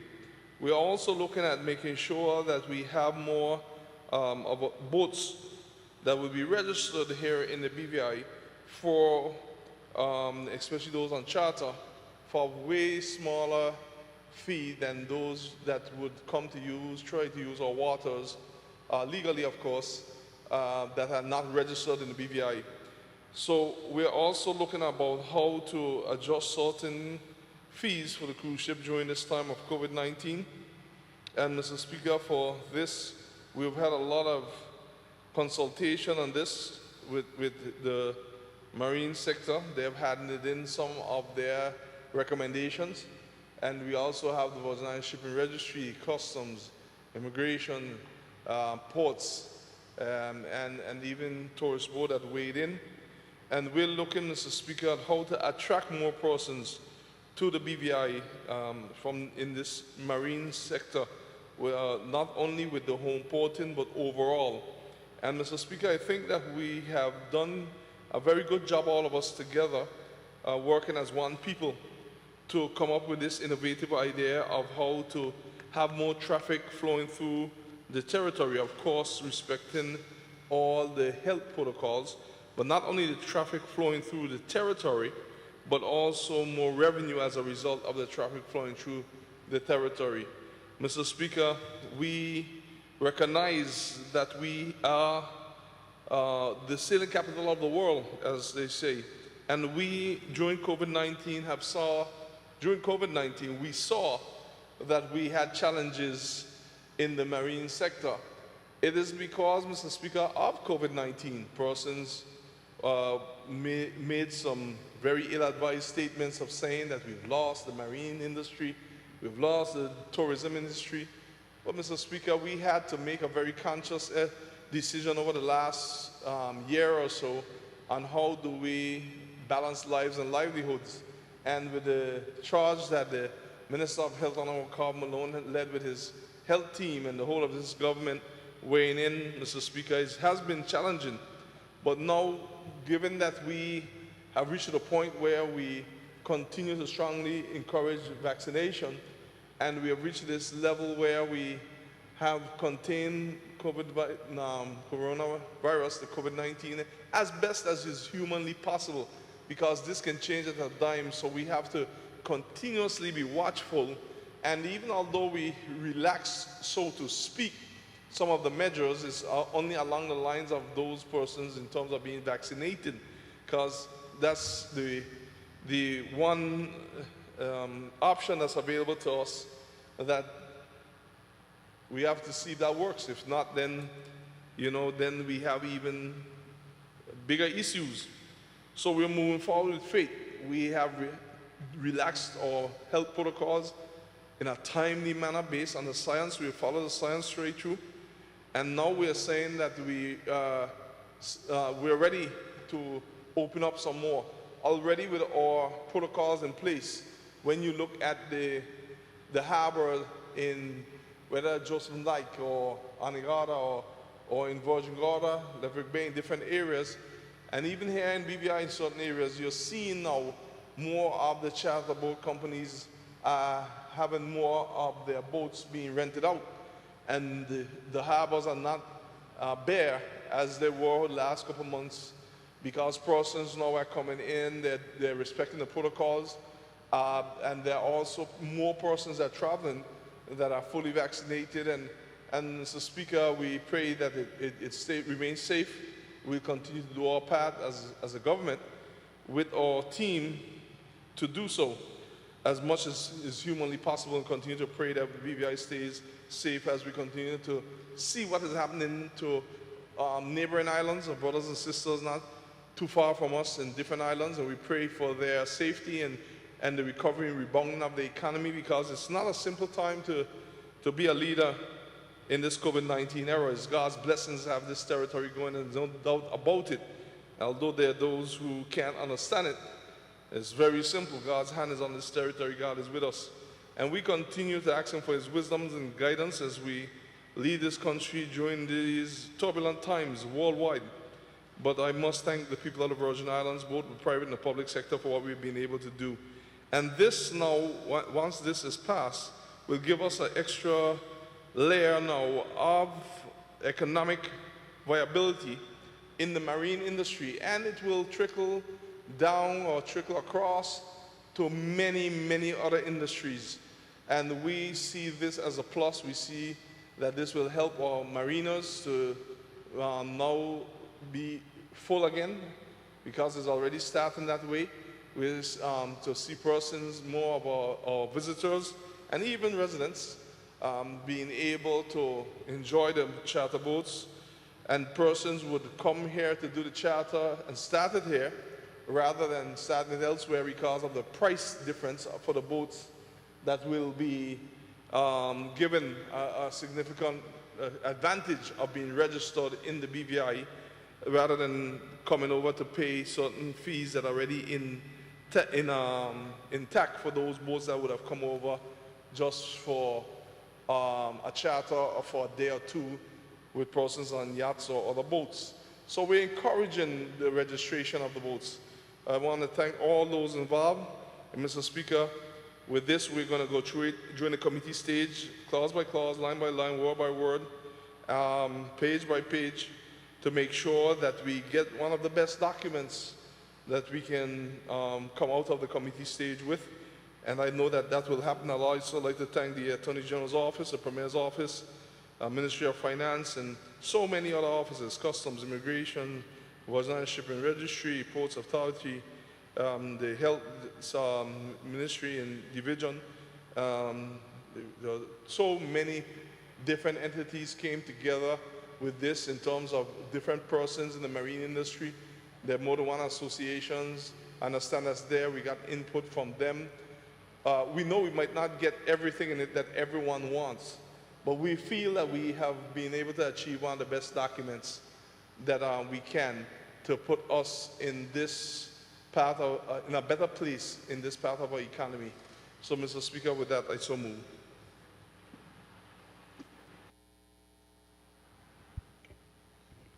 Speaker.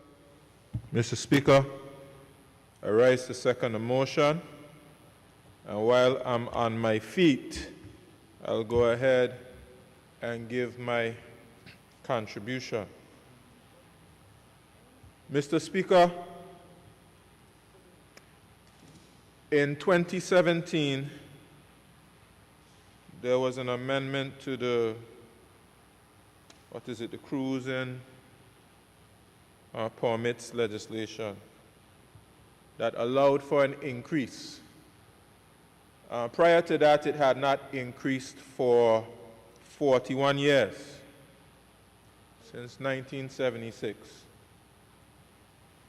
And we understand the rationale behind that, to be able to increase revenue to keep the BVI beautiful, because of course, when persons cruise our waters, it certainly comes at a cost. And we want to make sure that we keep the BVI beautiful and our marine environment pristine. But certainly, Mr. Speaker, it's a balancing act because we want our jurisdiction to remain competitive and attractive. Now, we have a wonderful product here, and anyone who's cruised our waters here would know that these are some of the best waters in the world, if not the best, Mr. Speaker. So I always knew once we got over the hurdles of the marine curfews and the other measures that were necessary to protect the Virgin Islands, which were difficult on the marine industry, I had to say. These were difficult, but we always knew once we got past those difficult measures and those difficult, that difficult period of time, that Parsons would return to the BVI because we just have a wonderful marine environment. The product that we have here is second to none. All of the different islands we have, all of the different services we provide to boaters, our lovely trade winds. We just have an exquisite product. One thing that I'm excited about, Mr. Speaker, is making the environment more attractive and more competitive for our locally based marine industry. We, Mr. Speaker, had the opportunity to meet with the Marine Association here locally, and I thought that that's just one of a number of meetings. That meeting was so productive, Mr. Speaker, and I have to give commendation and respect to our locally based marine industry. I just have to give a lot of respect for them for investing in the BVI, for supporting the economy of the BVI. I was pleased that the marine training program that we launched at the college not too long ago, which has been very successful. I'm pleased that the marine training program has developed a good relationship with the marine industry locally. That is what we want. We want more of our people to be able to benefit from the local industry, to get jobs in the industry. And I certainly as well have to say something about our boat captains. We want to make sure that our boat captains are well employed in our marine industry. And whatever the barriers are which are preventing that, we have to overcome those challenges.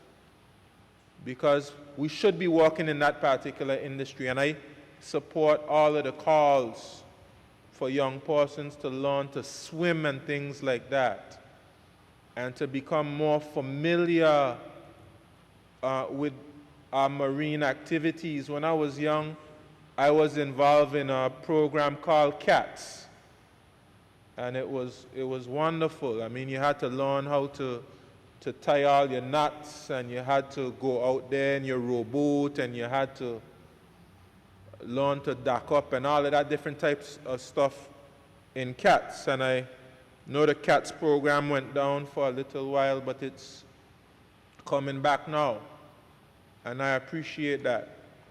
And I also have to say I appreciate the leadership of Brother John Samuels at the Shipping Registry, and for some time he was there as chairman of the board at the H. Lavity Stout Community College. And certainly with his experience in the marine industry, being able to make that connection with our marine training program and get that going, I think was something that was, where it was inevitable with his leadership there, along with our wonderful partnership with Unite BVI and the Premier's office, among other stakeholders. Mr. Speaker, I believe we're on the right track.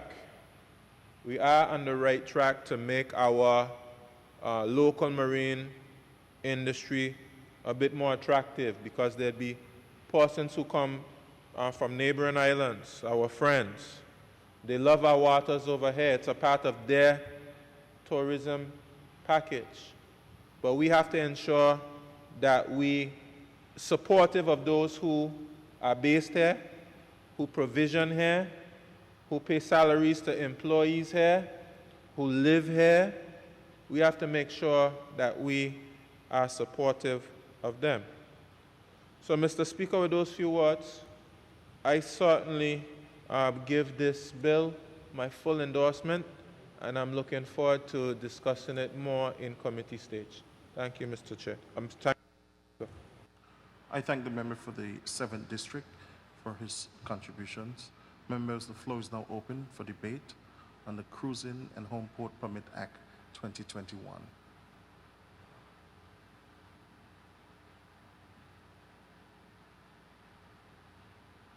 With no members wishing to debate the bill, I call upon the sponsor of the bill, the Honorable Premier, to wrap up. Thank you, Mr. Speaker. Mr. Speaker, I thank the entire government for the support, because without them I wouldn't be able to be here to bring this bill to the Honorable House. So I want to thank them, Mr. Speaker. Whether they spoke today or not, they have been speaking very loudly, especially the or Deputy Speaker, Honorable Neville Smith, who has been able to converse a lot with the industry and sit with them and be that middle ground between the industry and myself. And we also saw with both two junior ministers for trade and also for tourism, who also have been speaking quite a bit with them, and other members who have joined in to listen to the Marine Association and different associations, so that we can hear from the people actually on the ground, and from other boat captains, those local boat captains. We have also listened to them. So we've tried to make sure that we found the middle ground on this. I also want to thank all of them in the different marine sector who have helped this government to restart the marine course at HLSCC, where so many of our young people have attended and have graduated with certified in the marine industry. So there's a lot of things that are happening that are positive, Mr. Speaker, and we will continue to bring them out one by one. So with this now, we will move into the committee stage, which we will go through this clause by clause. Thank you. Thank you. It has been moved and seconded that the bill shortly entitled Cruising and Home Port Permit Act 2021 be now read a second time. Those in favor? Those against? The ayes have it. I call upon the clerk to read the bill for a second time. This act may be cited as the Cruising and Home Port Permit Act 2021. Thank you. Pursuant to Standing Order 55-1 of the House of Assembly of the Virgin Islands, the bill now stands committed to a committee of the whole House to consider it clause by clause. This House now moves to committee.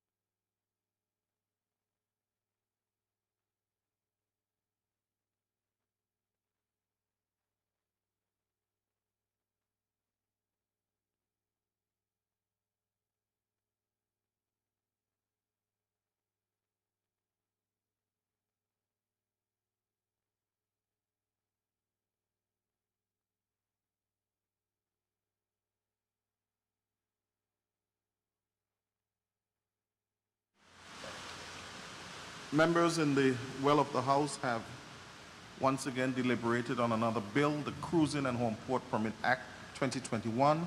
I therefore invite the Honorable Premier, mover of the motion, to report on this bill. Thank you, Mr. Speaker. Mr. Speaker, I'm happy to report that I beg to report that the bill entitled Cruising and Home Permit Act 2021 has passed through committee with amendments. Mr. Speaker, this is going to help our economy significantly, both now and in the future, with the amendments made, especially to encourage home porting and also to encourage more boats with the fees that we were able to adjust for boats that will be registered in the BVI. So, Mr. Speaker, that and plenty more has been accomplished in this bill. So, Mr. Speaker, I move that the bill entitled Cruising and Home Port Permit Act 2021 be read a third time and passed as amended, and I thank all my members on the government side for helping me so tremendously get to this point of passing a really strong bill for our economy. Thank you. Mr. Speaker, I rise to second the motion.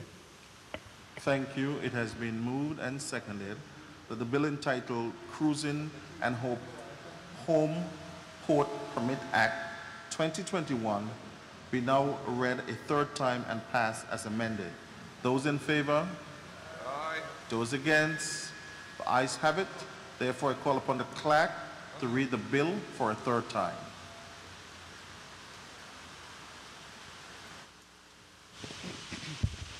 This act may be cited as the Cruising and Home Port Permit Act 2021.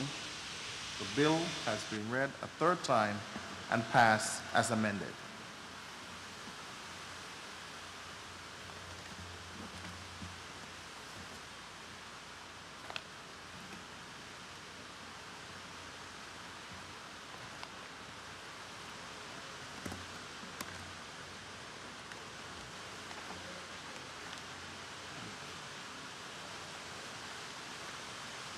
Okay, honorable members, you would have remembered that we had amended the order paper earlier in the day to add 2 new bills. So I now invite the Honorable Premier to move a motion introducing the Economic Substance Amendment Act 2021. Yes, Mr. Speaker, the second and third reading of it. So, Mr. Speaker, that I move that the second and third reading of the bill entitled Economic Substance Companies and Limited Partnership Amendment Act 2021 be, Mr. Speaker, the second and third reading of the bill entitled Economic Substance Companies and Limited Partnership Amendment Act 2021. I move that the bill shortly entitled Economic Substance Companies and Limited Partnership Amendment Act 2021 be read a second time. And Mr. Speaker, while I'm on my feet, I would say, Mr. Speaker, I now give a summary of the bill entitled the Economic Substance Companies and Limited Partnership Amendment Act 2021, hereinafter referred to as the bill. This bill seeks to amend the Economic Substance Companies and Limited Partnership Act 2018 by introducing a new requirement of the European Union for limited partnership without legal personality to be included within scope of the substance regime. At present, in addition to companies, only limited partnerships with legal personality are included. Of note, Clause 2 introduces specific definitions of investment fund and investment fund business for the first time. Clause 4 of the bill goes on to restate the list of relevant activities so that an express carved out from the economic substance requirements for investment and business can be accommodated. Clause 3 of the bill seeks to amend the Principal Act to clarify the meaning of financial period in the case of a limited partnership without legal personality formed prior to or on or after 1st July 2021.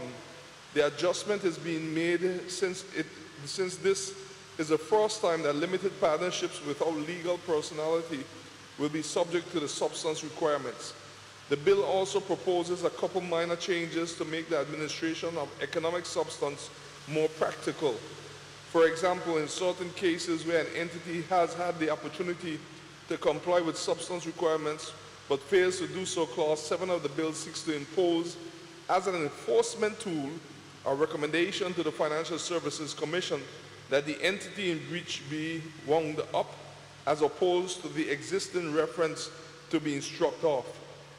Mr. Speaker, these amendments and improvements are required for the territory to continue to be compliant with emerging global standards in financial services, and I therefore look forward to my colleagues' support on the bill. Mr. Speaker, I so move.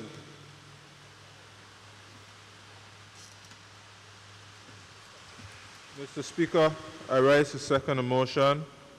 And while I'm on my feet, I will just say a brief few words in support of this amendment. Mr. Speaker, the Premier read the objects and reasons.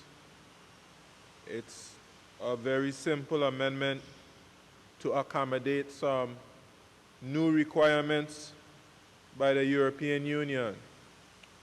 But just to remind persons about economic substance, so persons who may not have paid attention to economic substance. Due to requirements from the European Union, our companies who are tax resident here in the BVI have to demonstrate what is known as some type of substance in the territory. They have to have some kind of either physical presence or some type of services or related to their company ongoing here physically in the BVI. And certainly that was cause for some level of concern here in the Virgin Islands, as it will change things from how they were. But it would seem, from my assessment thus far, and to speaking to persons in the industry, that our companies here have adjusted quite well, and they are. We have the International Tax Authority, who is collecting the information through adjustment we made to the BAR system, Beneficial Ownership Secure Sort system, which was adjusted to be able to accommodate the registering the economic substance requirements.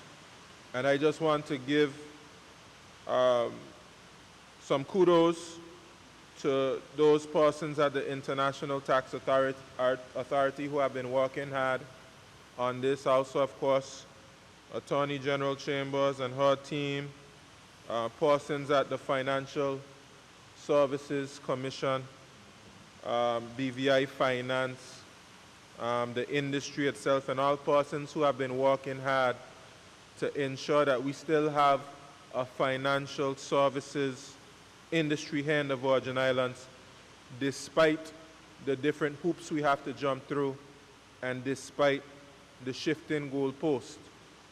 We know, Mr. Speaker, that right now on the G7 and onward to the G20 are in discussion about minimum tax of 15% across the world. We'll have to keep a very close eye on that, Mr. Speaker, and the potential impact it can have on our jurisdiction. But we continue to be well regulated.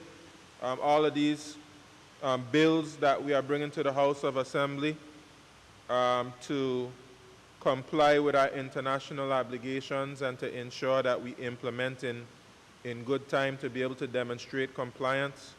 All of this speaks well of our jurisdiction and all the persons who are working hard in this jurisdiction. So again, I give credit to the Premier and all other parties involved for bringing this amendment so that we can keep pace with all the requirements, though they shift sometimes on a weekly, monthly basis. Thank you, Mr. Chair, Mr. Speaker. Premier for seconding the bill.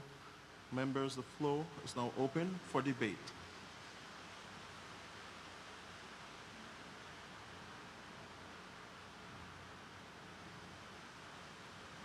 With no member catching my eyes, signifying the wish to debate the bill, I call upon the Honorable Premier to wrap up the Economic Substance Amendment Act 2021.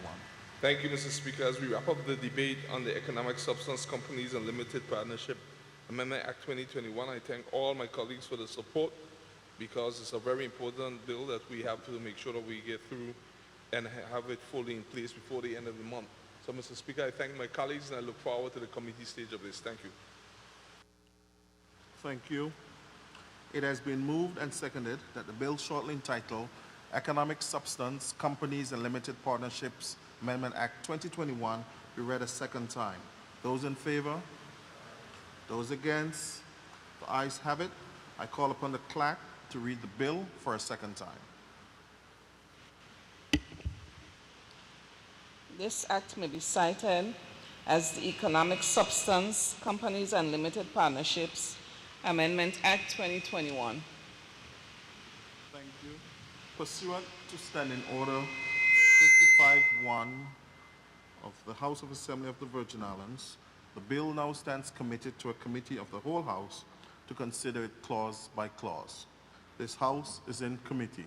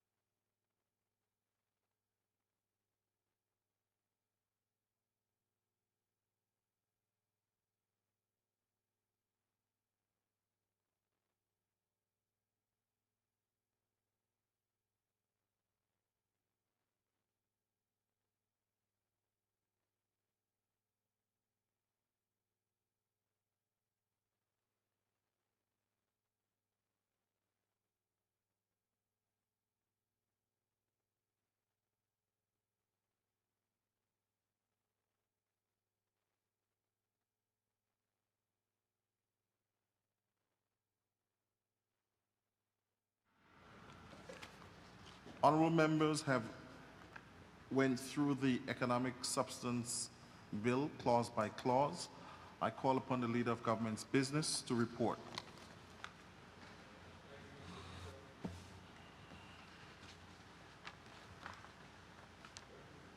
Speaker, I beg to report that the bill entitled Economic Substance Companies and Limited Partnership Amendment Act 2021 has passed through the committee with amendments.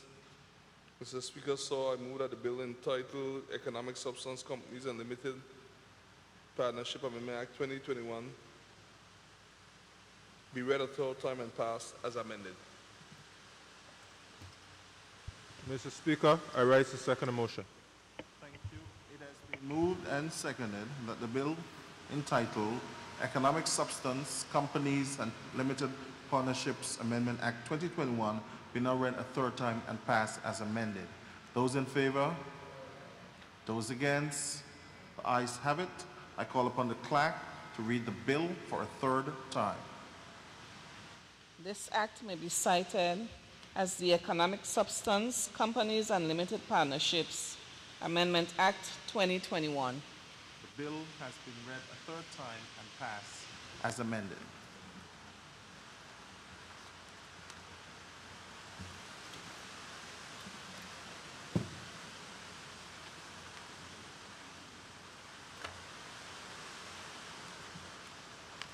In keeping with the changes to the order paper, I now call upon the Leader of Government Business and the Premier to introduce a bill entitled Beneficial Ownership Secure Search System.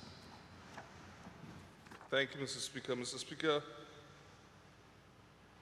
I move that the second and third reading of the bill entitled Beneficial Ownership Secure Search System Amendment Act 2021 for the second and third reading, but I move that the bill shortly entitled Beneficial Ownership Secure Search System Amendment Act 2021 be read a second time. And while I'm on my feet, Mr. Speaker, I'll just give you some brief objects and reasons.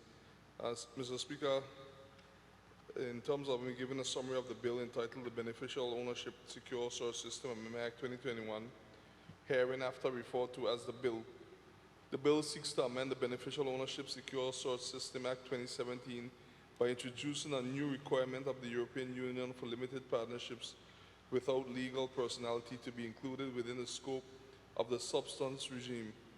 At present, in addition to companies, only limited partnership with legal personality are included. The proposal is contemporaneous with the identical change being made in an amendment to the Economic Substance Companies and Limited Partnerships Act 2018.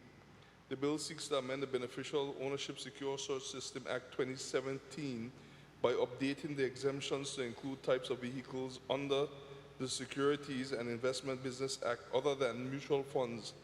For example, approved managers and private investment funds that are new products legislated for long after mutual funds and therefore not captured in the list of exempt entities. Clause 4 of the bill seeks to restate a portion of Section 5 of the Principal Act with more streamlined drafting to clarify that one competent authority, in this case the International Tax Authority, has access to economic substance information on the BOSS database, and another competent authority, in this case the Financial Investigation Agency, has access to beneficial ownership information on the BOSS database. The bill in Clause 10 seeks to introduce a requirement that a corporate and legal entity must provide its economic substance information to its registered agent. Lastly, the bill would amend Schedule 4 of the Principal Act by clarifying that references to parent cover both the immediate parent as well as the ultimate parent. All other changes proposed in the bill are editorial in nature and meant to tidy up obvious errors in the text. Mr. Speaker, these amendments are in keeping with the territory continuing to meet its international standards and best practices, and I therefore look forward to my colleagues' support on the bill. Mr. Speaker, thank you.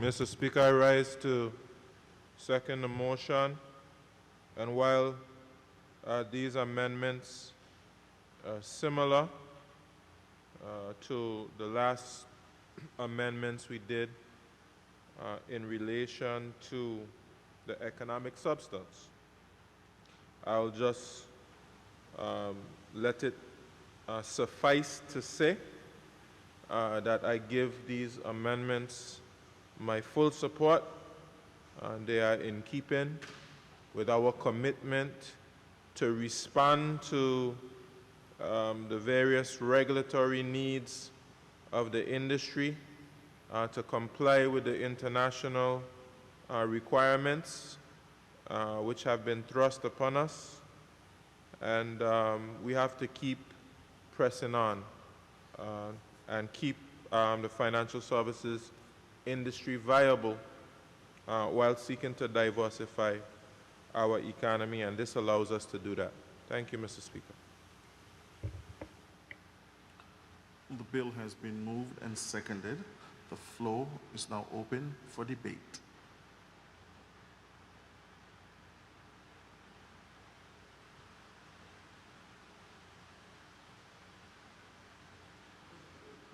I recognize the Minister for Health and Social Development and Territorial Member, the Honorable Carvin Malone. Mr. Speaker, this will be my shortest speech. Great job.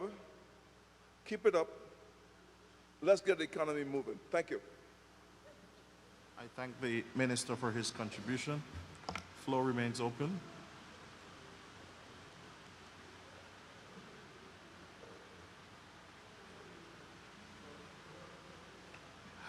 Having seen no other member wishing to speak, I call upon the mover of the motion to wrap up the debate. Thank you, Mr. Speaker, for such a long debate. Mr. Speaker, I'm glad for my colleagues' support to be able to move forward with this bill, and also with the one previously, because it is very, very important that these be passed in a timely manner. And of course, they help not only the industry and all the stakeholders in the industry, but by extension, our economy as stated by the Minister of Health. So I look forward to the committee stage as we go through clause by clause. Thank you. Thank you. It has been moved and seconded that the bill shortly entitled Beneficial Ownership Secure Search System Amendment Act 2021 be now read a second time. Those in favor? Those against? The ayes have it. Therefore, I call upon the clerk to read the bill for a second time. Act may be cited as the Beneficial Ownership Secure Search System Amendment Act 2021. Thank you. Pursuant to Standing Order 55-1 of the House of Assembly of the Virgin Islands, the bill now stands committed to a committee of the whole House to consider it clause by clause. This House is now in committee.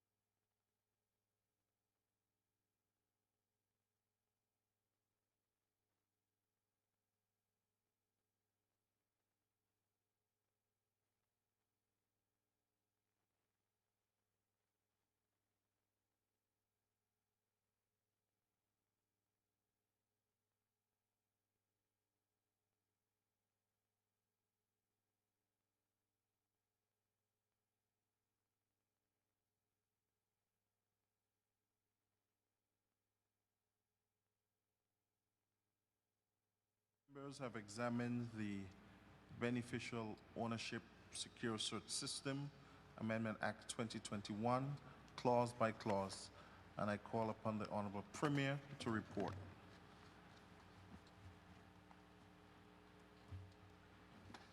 Thank you, Mr. Speaker. Mr. Speaker, I rise, Mr. Speaker, sorry, I beg to report that the bill entitled Beneficial Ownership Secure System 2021 has passed through committee with amendments.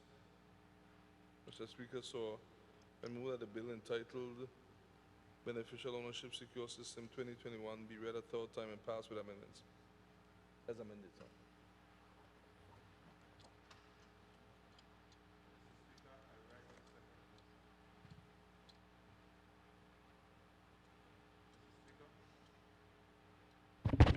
Mr. Speaker, I rise to second the motion. Thank you. It has been moved and seconded that the bill entitled Beneficial Ownership Secure Search System Amendment Act 2021 be now read a third time and pass as amended. Those in favor? Those against? The ayes have it. I call upon the clerk to read the bill for a third time. This act has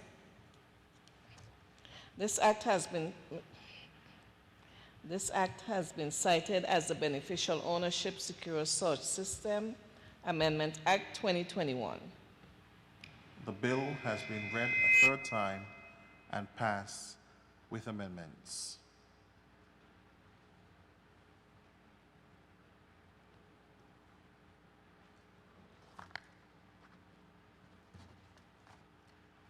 I call upon the Premier and Minister of Finance.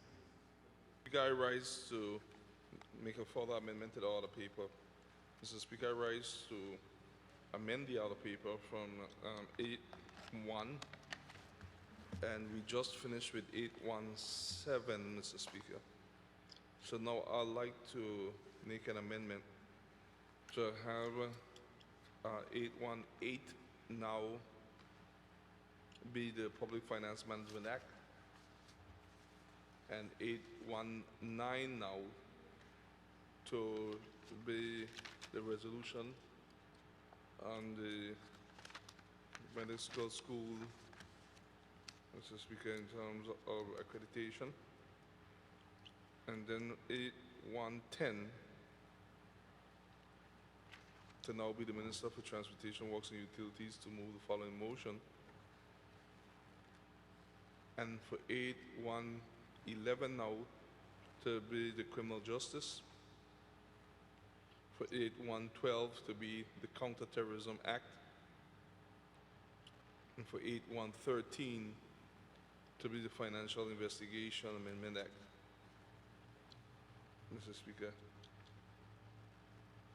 So, Mr. Speaker, just to go over it one more time, I move the motion to amend the order paper, further amend the order paper, so that 8.18 will now be Public Finance Management Act, 8 resolution, 8.19 will now be the medical school resolution for accreditation body, 8.110 will now be the Minister of Transportation, Works and Utilities to move the following motion. 8.111 will now be Criminal Justice. 8.112 will now be Counterterrorism Act. And 8.113 Financial Investigation Agency Amendment Act. I so move. Mr. Speaker, I rise to second the motion. There's a motion on the floor to further renumber the order paper of the 9th sitting, in which the 3 resolutions, the first one brought by the Premier, second one brought by the Deputy Premier, and the third one to come from the Transportation Minister, will move up following the Beneficial Ownership Bill, and then we will continue with the Criminal Justice Bill, Counterterrorism Bill, and the Financial Investigative Agency Amendment Act. Those in favor? Those against? The ayes have it. The order of the day is so amended.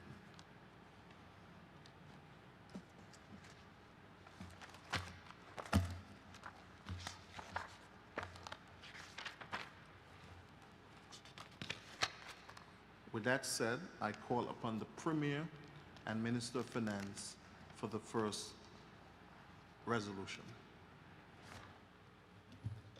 Thank you, Mr. Speaker. Mr. Speaker, before I go into that resolution, though, I'd like to move a motion to dispense with the notice for this motion, Mr. Speaker, with this resolution. So I will move that we dispense with the notice for this, Mr. Speaker. I so move and ask for it to be voted on. Is there a second? Mr. Speaker, I second the motion. A motion has been moved and seconded that members dispense with the notice to give effect to the resolution by the Premier to come forward. Those in favor?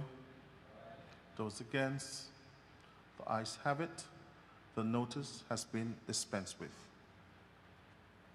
I call upon the Premier. Thank you, Mr. Speaker. Mr. Speaker, I beg to move the following motion. Mr. Speaker, whereas Section 32 of the Public Finance Management Act 2004, number 2 of 2004 provides that the government of any person acting on behalf of the government has no power to borrow money except in accordance with an enactment or on the authority of a resolution of the House of Assembly. Whereas the government is desirous of borrowing an aggregate sum of $17,250,000 United States dollars for the purposes of the government's interim debt reorganization, including ensuring that the government's overall funding position is not affected following the proposed early repayment of the Banco Popular loan secured in 2009 for the construction of the People's Hospital, now Dr. D. Orlando Smith Hospital.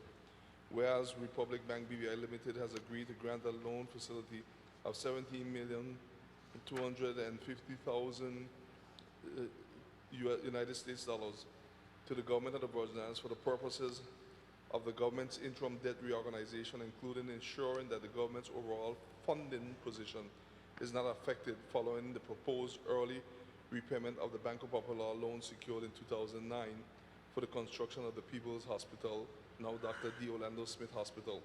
And whereas it is agreed between the Republic Bank BVI Limited and the government of the Virgin Islands entirely that the loan facility shall be repaid over a period of 5 years on condition that the government will repay the principal amount by 19 consecutive and equal quarterly principal payments representing 75% of the total principal amount with a 25% residual payment due at maturity, together with interest calculated at a rate of 1.51% per annum, with interest to be paid quarterly in arrears of each principal payment date.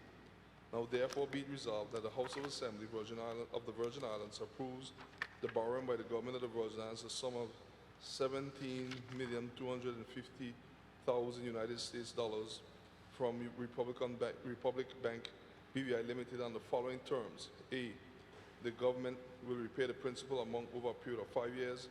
B, by 19 consecutive and equal quarterly principal payments representing 75% of the total principal amount with a 25% residual payment due at maturity. C, interest on the loan will be calculated at a rate of 1.51% per annum and shall be paid quarterly in arrears on each principal payment date. Mr. Speaker. So, Mr. Speaker, I do move that motion, Mr. Speaker. And before I go ahead, I just want to further explain before I get it second and moved, and so that the members of this House and the records of this House can accurately reflect, Mr. Speaker, what this resolution really is asking, because it is not a new loan per se. And I'll explain, Mr. Speaker, to give the background of this entire loan a little more background on it. Mr. Speaker, on 2nd October 2009, the government of the Virgin Islands signed a loan agreement for $45 million with Banco Popular for the construction of the Peebles Hospital project.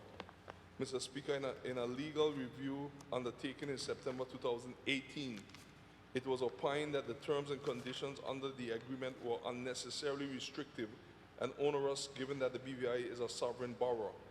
Mr. Speaker, the balance on this loan, which would mature in 2026, as of 30th April 2021, was $17,250,000, and it had a variable interest rate comprising U.S. prime rate, currently 3.25%, plus a margin of 0.75%, currently totaling 4.00%. Mr. Speaker, in the analysis of government's debt profile, central government and guaranteed, even in this environment of lower interest rates, this loan was among the government's most costly in terms of interest commitments. Mr. Speaker, the review recommended that early repayment or refinancing would remove the contractual requirement to maintain all government bank accounts with Banco Popular. This would enable the diversification of bank risking and render the ability to negotiate lower fees and potentially higher deposit interest rates with other financial institutions. Mr. Speaker, this action would also eliminate any concerns regarding the right of Banco Popular to consent to and/or exercise a right of first refusal in relation to any new financing, which, if adhered to, restricts competitive borrowing and risk increasing government's funding costs. Further, Mr. Speaker, it will also remove the restriction on government's ability to sell assets. Mr. Speaker, in light of the continued impact of the pandemic on our tourism industry and by extension, the prolonged negative implications for economy, your government is currently reviewing its debt strategy. And Mr. Speaker, if these concerns with the Banco loan were not addressed, this loan would negatively impact government's access to future affordable and sustainable loan financing. Mr. Speaker, the government made numerous attempts since 2018 to renegotiate the restrictive terms and conditions for this loan. And I must repeat, Mr. Speaker, numerous attempts in 2018. Mr. Speaker, after these negotiations were unsuccessful in eliminating the critical clauses as requested, the Ministry of Finance began the process of developing a strategy to repay or refinance this loan. Mr. Speaker, the strategy chosen was to pay off the balance of the loan on 31st May 2021, which was $17,250,000 US dollars, and accrued interest for the period of $57,000, and the accrued interest for the period in the amount of $57,750. Therefore, Mr. Speaker, the amount of the repayment was $17,307,750.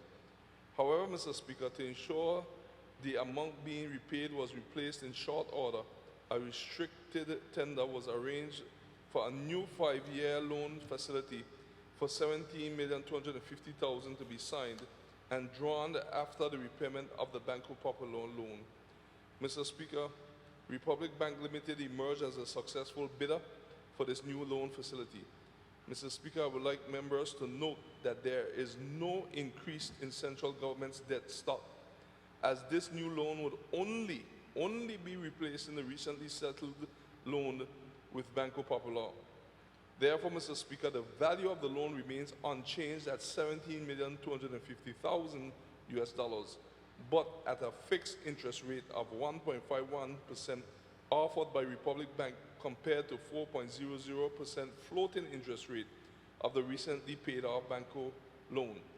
Mr. Speaker, with this interest rate, the government would realize savings to the tune of $1.5 million over the period June 2021 to June 2026. Mr. Speaker, in addition to the substantial interest savings just mentioned, the government will be saving an additional $100,000 in annual fees normally paid on the Banco loan. Therefore, Mr. Speaker, over the period from June 2021 to June 2026, acquisition of this new loan arrangement will save the government about $1.6 million. Again, I repeat, Mr. Speaker, doing this now will save the government $1.6 million US. Mr. Speaker, going hand in hand with this much needed savings, the reduced interest cost means a decrease in the government's debt service cost, which translates to a reduction in our forecasted debt service ratio under the protocols for effective financial management. Mr. Speaker, Republic Bank have also taken the government's suggestion to add a moratorium option so that we can postpone loan payments for 6 months in the event of catastrophic events, such as natural disasters and economic shocks.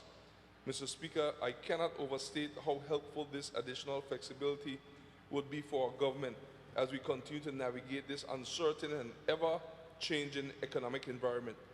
Mr. Speaker, this is our first loan with Republic Bank, and I'm extremely pleased to be entering into such a favorable agreement with this institution. Mr. Speaker, I would like to thank the bank for extending such favorable terms and conditions to the government, which is extremely helpful in this challenging economic time. My government looks forward to an excellent working relationship with Ms. Blyden and her team. Mr. Speaker, successful negotiations for this loan would not have been possible without the hard work, commitment, and dedication of the staff at the Ministry of Finance and our UK debt advisor, Mr. Alex Musson, who guided the successful negotiations with Republic Bank. Mr. Speaker, I also must say that we do thank the Banco Popular for the time that we are doing business with them in this respect, because we still do business with them in other respect. But Mr. Speaker, this is indeed a great accomplishment by the Ministry of Finance.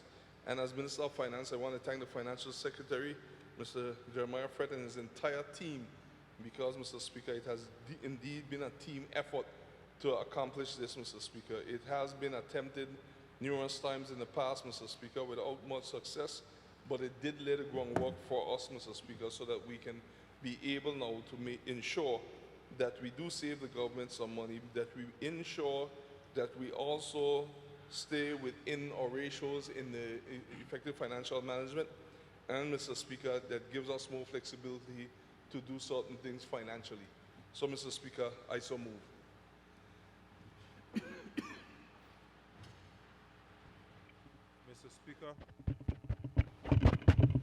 Mr. Speaker, I rise to second the motion, and while on my feet, I'll just say that I thank the Premier for bringing this resolution to the House, and certainly it shows prudent financial management, that we are seeking to get the best bang for our buck, and certainly we have very strong relationships with the banks, and certainly we would like to get the best rates possible. And a saving of over $1 million is significant, and I congratulate the Premier for that, and ask him to continue to seek ways that we might optimize the resources that we have at our disposal, because certainly we have quite a lot of work to do here in the Virgin Islands, and we need value for money, and we need every penny that we can find to help the people of the Virgin Islands. With that being said, I give this resolution my full support. Thank you, Mr. Chair. Thank you. The floor is now open for debate.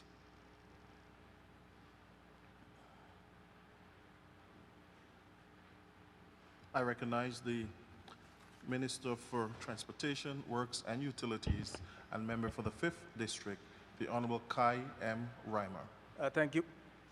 Thank you, Mr. Speaker. Mr. Speaker, I'll be brief. I too lend my voice in support of this resolution, and understanding the benefits that it will be for our territory with no additional debt. Mr. Speaker, hearing that there will be a savings on this loan of $1.6 million, that is good news based on what we are going to now as a territory. So I do applaud the Premier and the whole of the Ministry of Finance and whoever were all involved in this loan as we work to cut costs and have savings wherever we can. Mr. Speaker, I think is applaudable, and I acknowledge the work of the bank and everyone else involved so that, we would still be within our ratio. And like the Premier mentioned, we're in uncertain times. And the more leeway we have, the better it will be for us as a territory. So I applaud the Premier and his team for bringing this resolution here. And Mr. Speaker, I so approve. Thank you. Thank the member for the 5th District for his contribution. Is there any other member wishing to debate?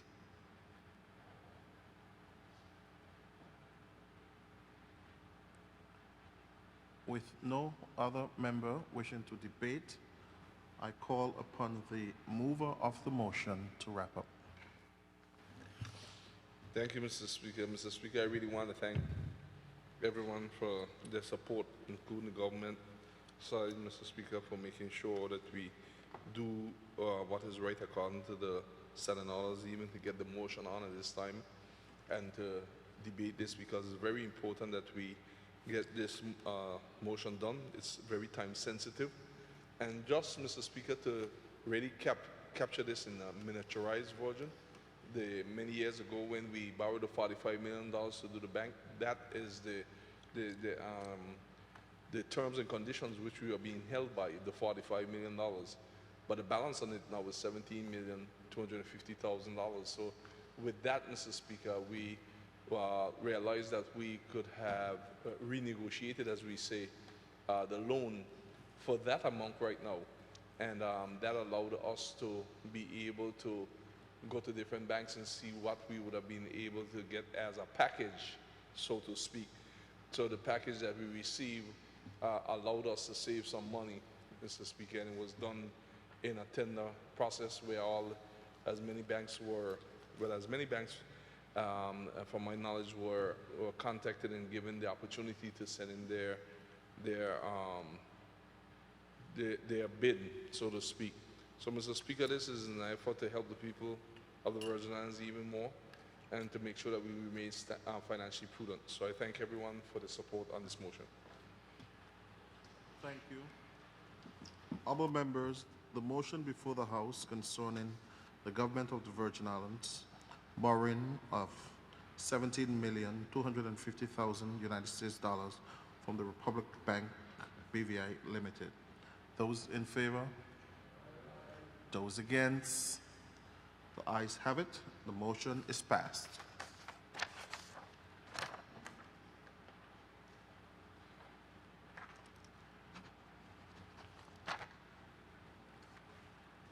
I call upon the Deputy Premier and Minister for Education, Culture, Youth Affairs, Fisheries and Agriculture, and member for the 7th District, Dr. the Honorable Natalia D. Whitley. Thank you, Mr. Speaker. With your permission, I move a motion for notice to be dispensed with in regard to the motion I am proposing to make on medical school here in the Virgin Islands. Is there a second?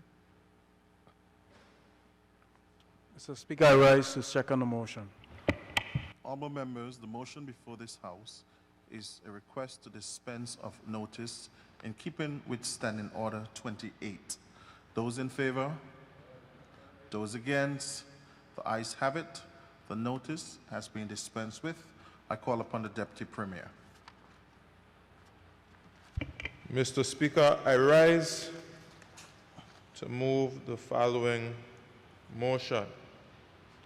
Whereas the government of the Virgin Islands is committed to ensuring that medical training programs offered at educational institutions under the jurisdiction of the government of the Virgin Islands are reviewed and accredited by entities recognized by the National Committee on Foreign Medical Education and Accreditation of the United States Department of Education and comparable entities in other countries on a regular basis.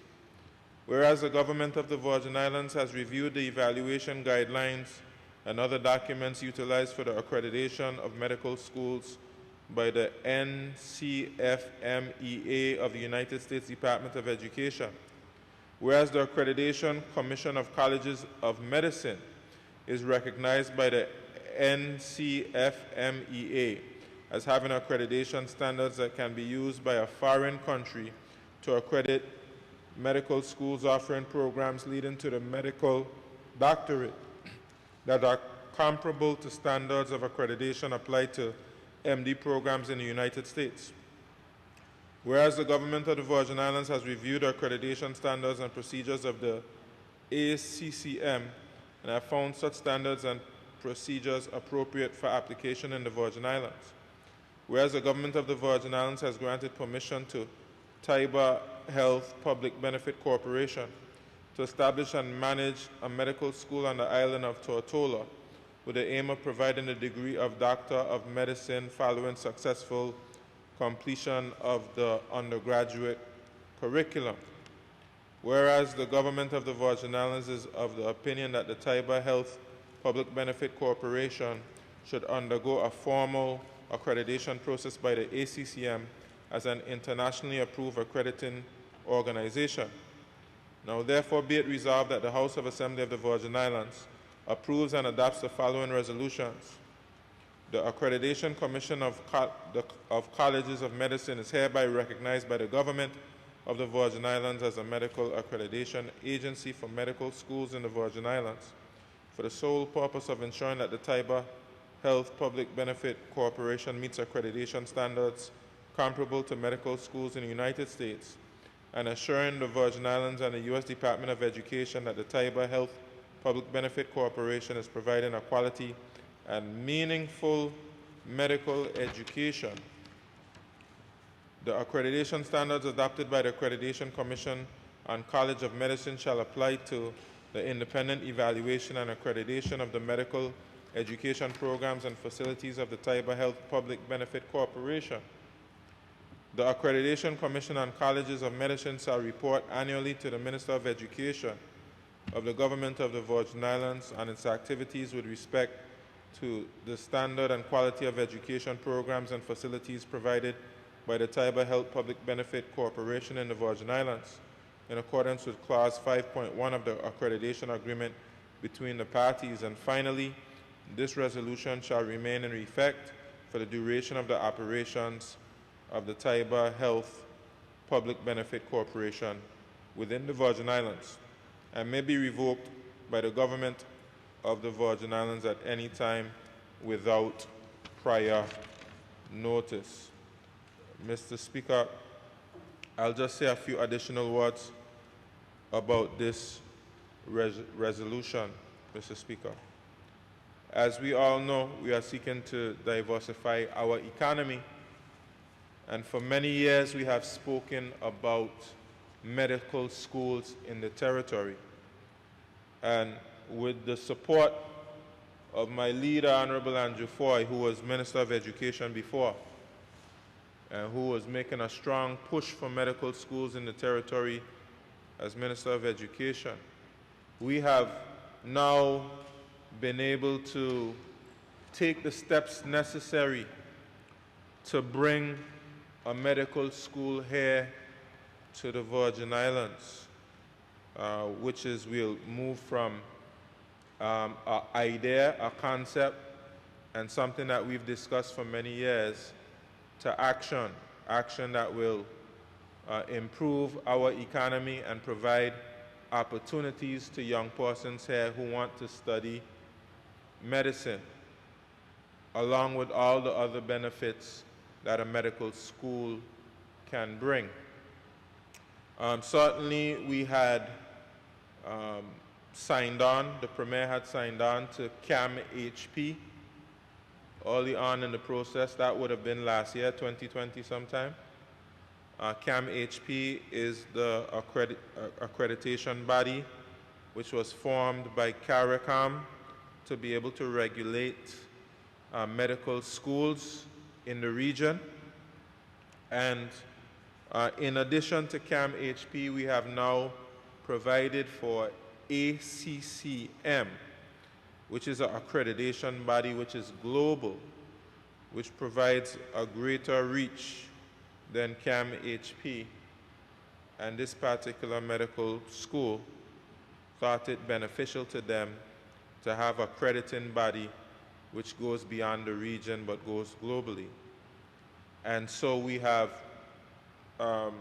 brought that to Cabinet, and the legislation requires that we bring a resolution to the House of Assembly, and that's why we are here this evening with this particular resolution.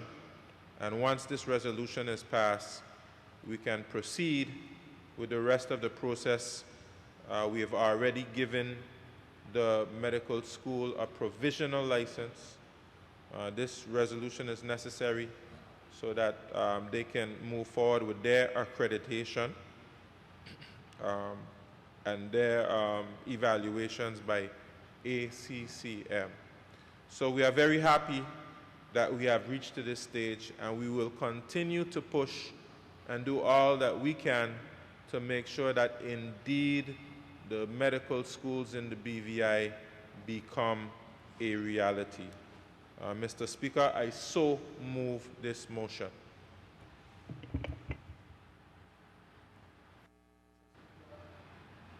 Mr. Speaker, I rise to second the motion. Honorable members, the motion has been moved and seconded in regards to medical school in the territory. The floor is now open for debate.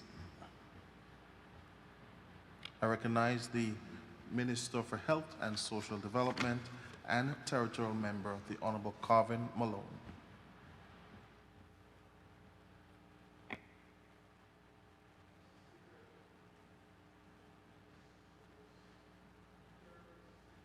Mr. Speaker, though fast spent the night, it would be not fitting of me to let this moment pass. We've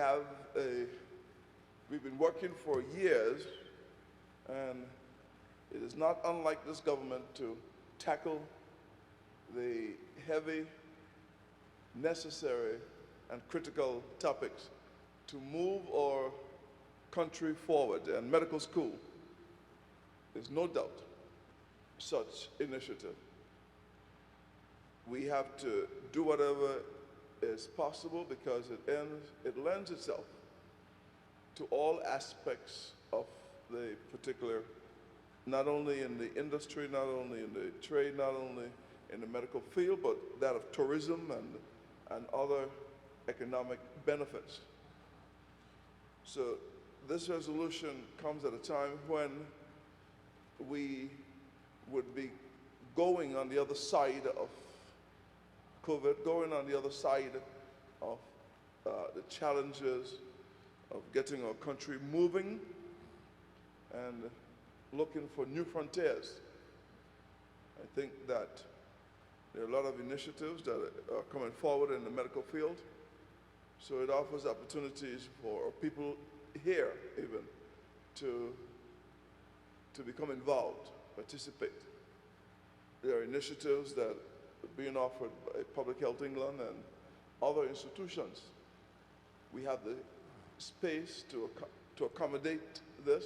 I think it was in the dream and aspirations of the persons who designed and built the hospital to get this on the 6th floor, and the space awaits. So, Mr. Speaker, I will just end there by saying I give it my full support, and I think that we can move this forward, and the implementation, of course, is where it will all come in. So thank you very much, Minister, for bringing it at the time.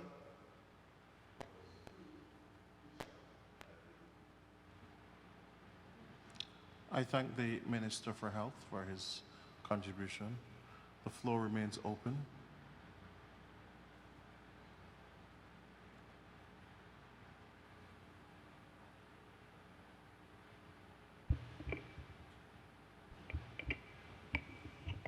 The floor is still open for debate. Sorry, Mr. I take it that no one else wishes to debate. I therefore invite the Deputy Premier to wrap up the debate.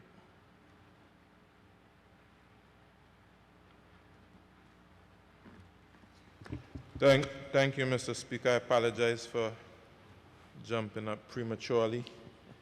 I guess the night is late, and when no one jumped up, I figured I'd jump up quickly.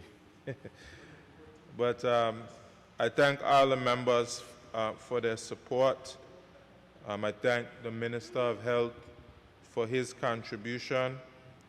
Surely these medical schools will bring tremendous benefits to the people of the territory. Certainly they will bring in students from the United States of America, from the Caribbean, and from perhaps even further afield. And it'll provide economic opportunities for our people to provide them with services, provide them with housing, and you'll have more persons in the territory who will be spending money in the territory. And that is something which is good for us.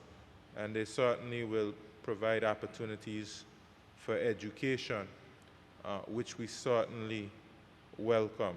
So we're looking forward, Mr. Speaker, to keeping the ball rolling, and persons will hear much more about these medical schools in the near future as we continue to go through the process.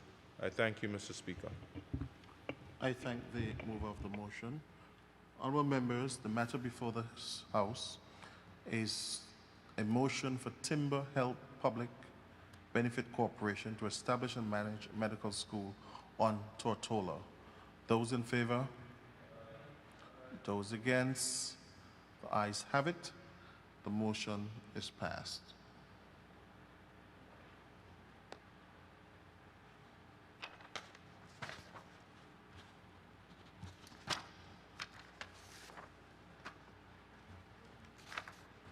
I now call on the Minister for Transportation, Works and Utilities, and member for the 5th District, the Honorable Kai M. Reimer. Thank you. Thank you, Mr. Speaker.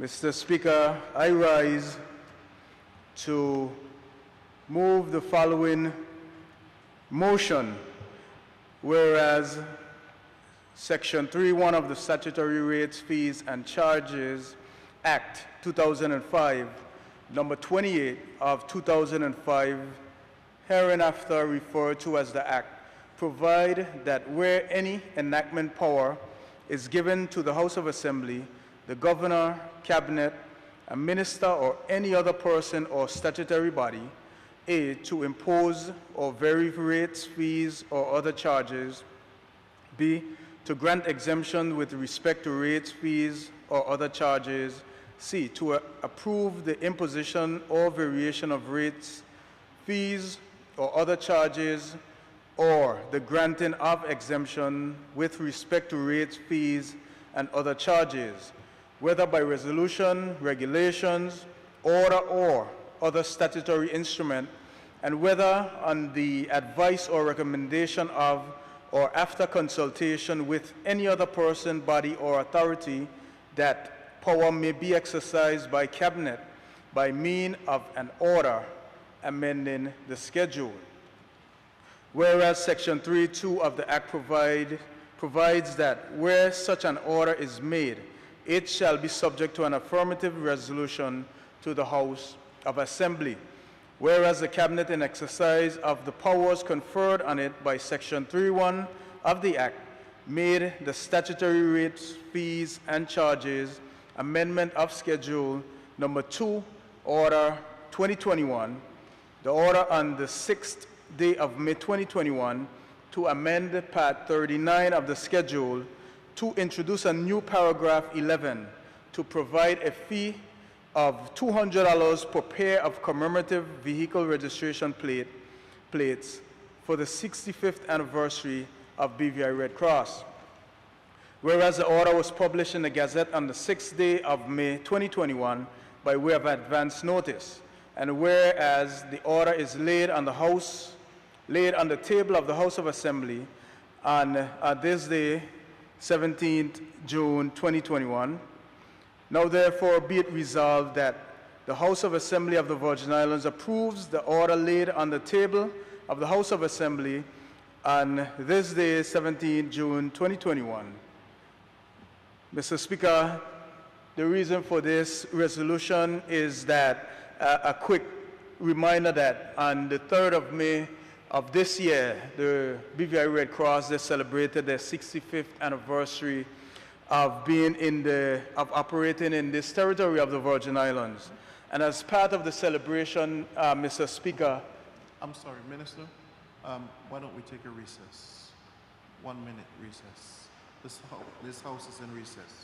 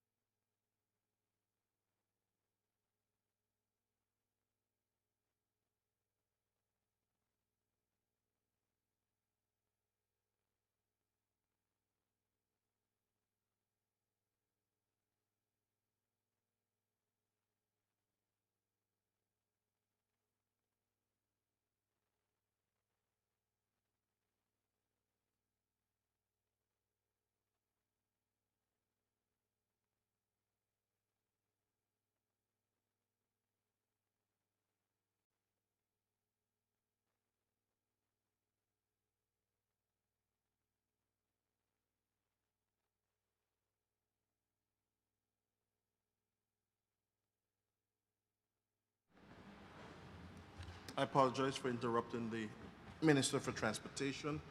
I will ask him to continue. Thank you, Mr. Speaker. Mr. Speaker, while I was going through the reasoning for this resolution, I just need to make a quick amendment to the date. On the resolution, whereas the order was published in the Gazette on the 6th day of May 2021 by way of advance notice. And Mr. Speaker, whereas the order was laid on the table of the House of Assembly on the 13th day of May 2021. And now therefore be it resolved that the House of Assembly of the Virgin Islands approve the order laid on the table of the House of Assembly on the 13th day of May 2021.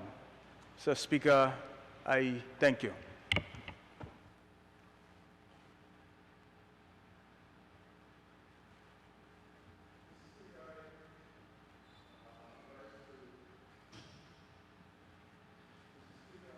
To second resolution, and while I'm on my feet, I just would like to say that it is fitting for me to second this because you would recall, Mr. Speaker, I think it was in 2019 that we passed the Red Cross Act, and this is just the 65th anniversary. I have my 65th anniversary pin.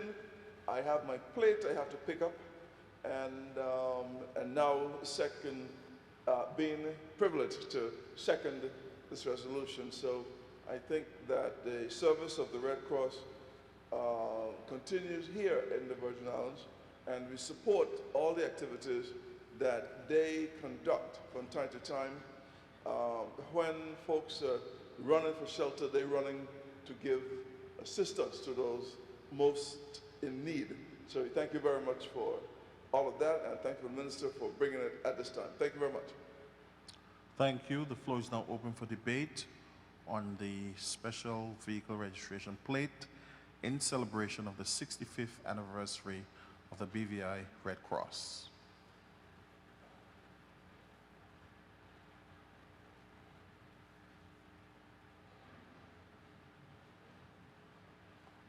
With no member wishing to debate, I call upon the sponsor of the resolution to wrap up. Thank you, Mr. Speaker, and thank you, members, for the support on this resolution. And before I sit, I just want to also remind the Minister of Health that there are only about 10 more plates left at the Department of Motor Vehicles, so I urge him to get his $200 together and go and purchase his plate, and I encourage other persons to go and visit the department, because the Red Cross is the first organization to actually be able to raise funds from the sale of a license plate. So, Mr. Speaker, it is quite important for them in their fundraising effort, and this is something that this government supported 100%. So, Mr. Speaker, I thank you for the opportunity to bring this resolution. I too join with everyone in celebration of the Red Cross, and for especially the work that they have done and continue to do within this territory. We appreciate their presence, we appreciate them, and this license plate is just a simple addition to what would be a benefit to them in their fundraising effort. So with that, I say thank you. Thank you. Honourable members, the motion before the House is to approve special vehicle registration plate at the cost of $200 in celebration of the 65th anniversary of the BVI Red Cross. Those in favor? Those against? The ayes have it. The motion is passed.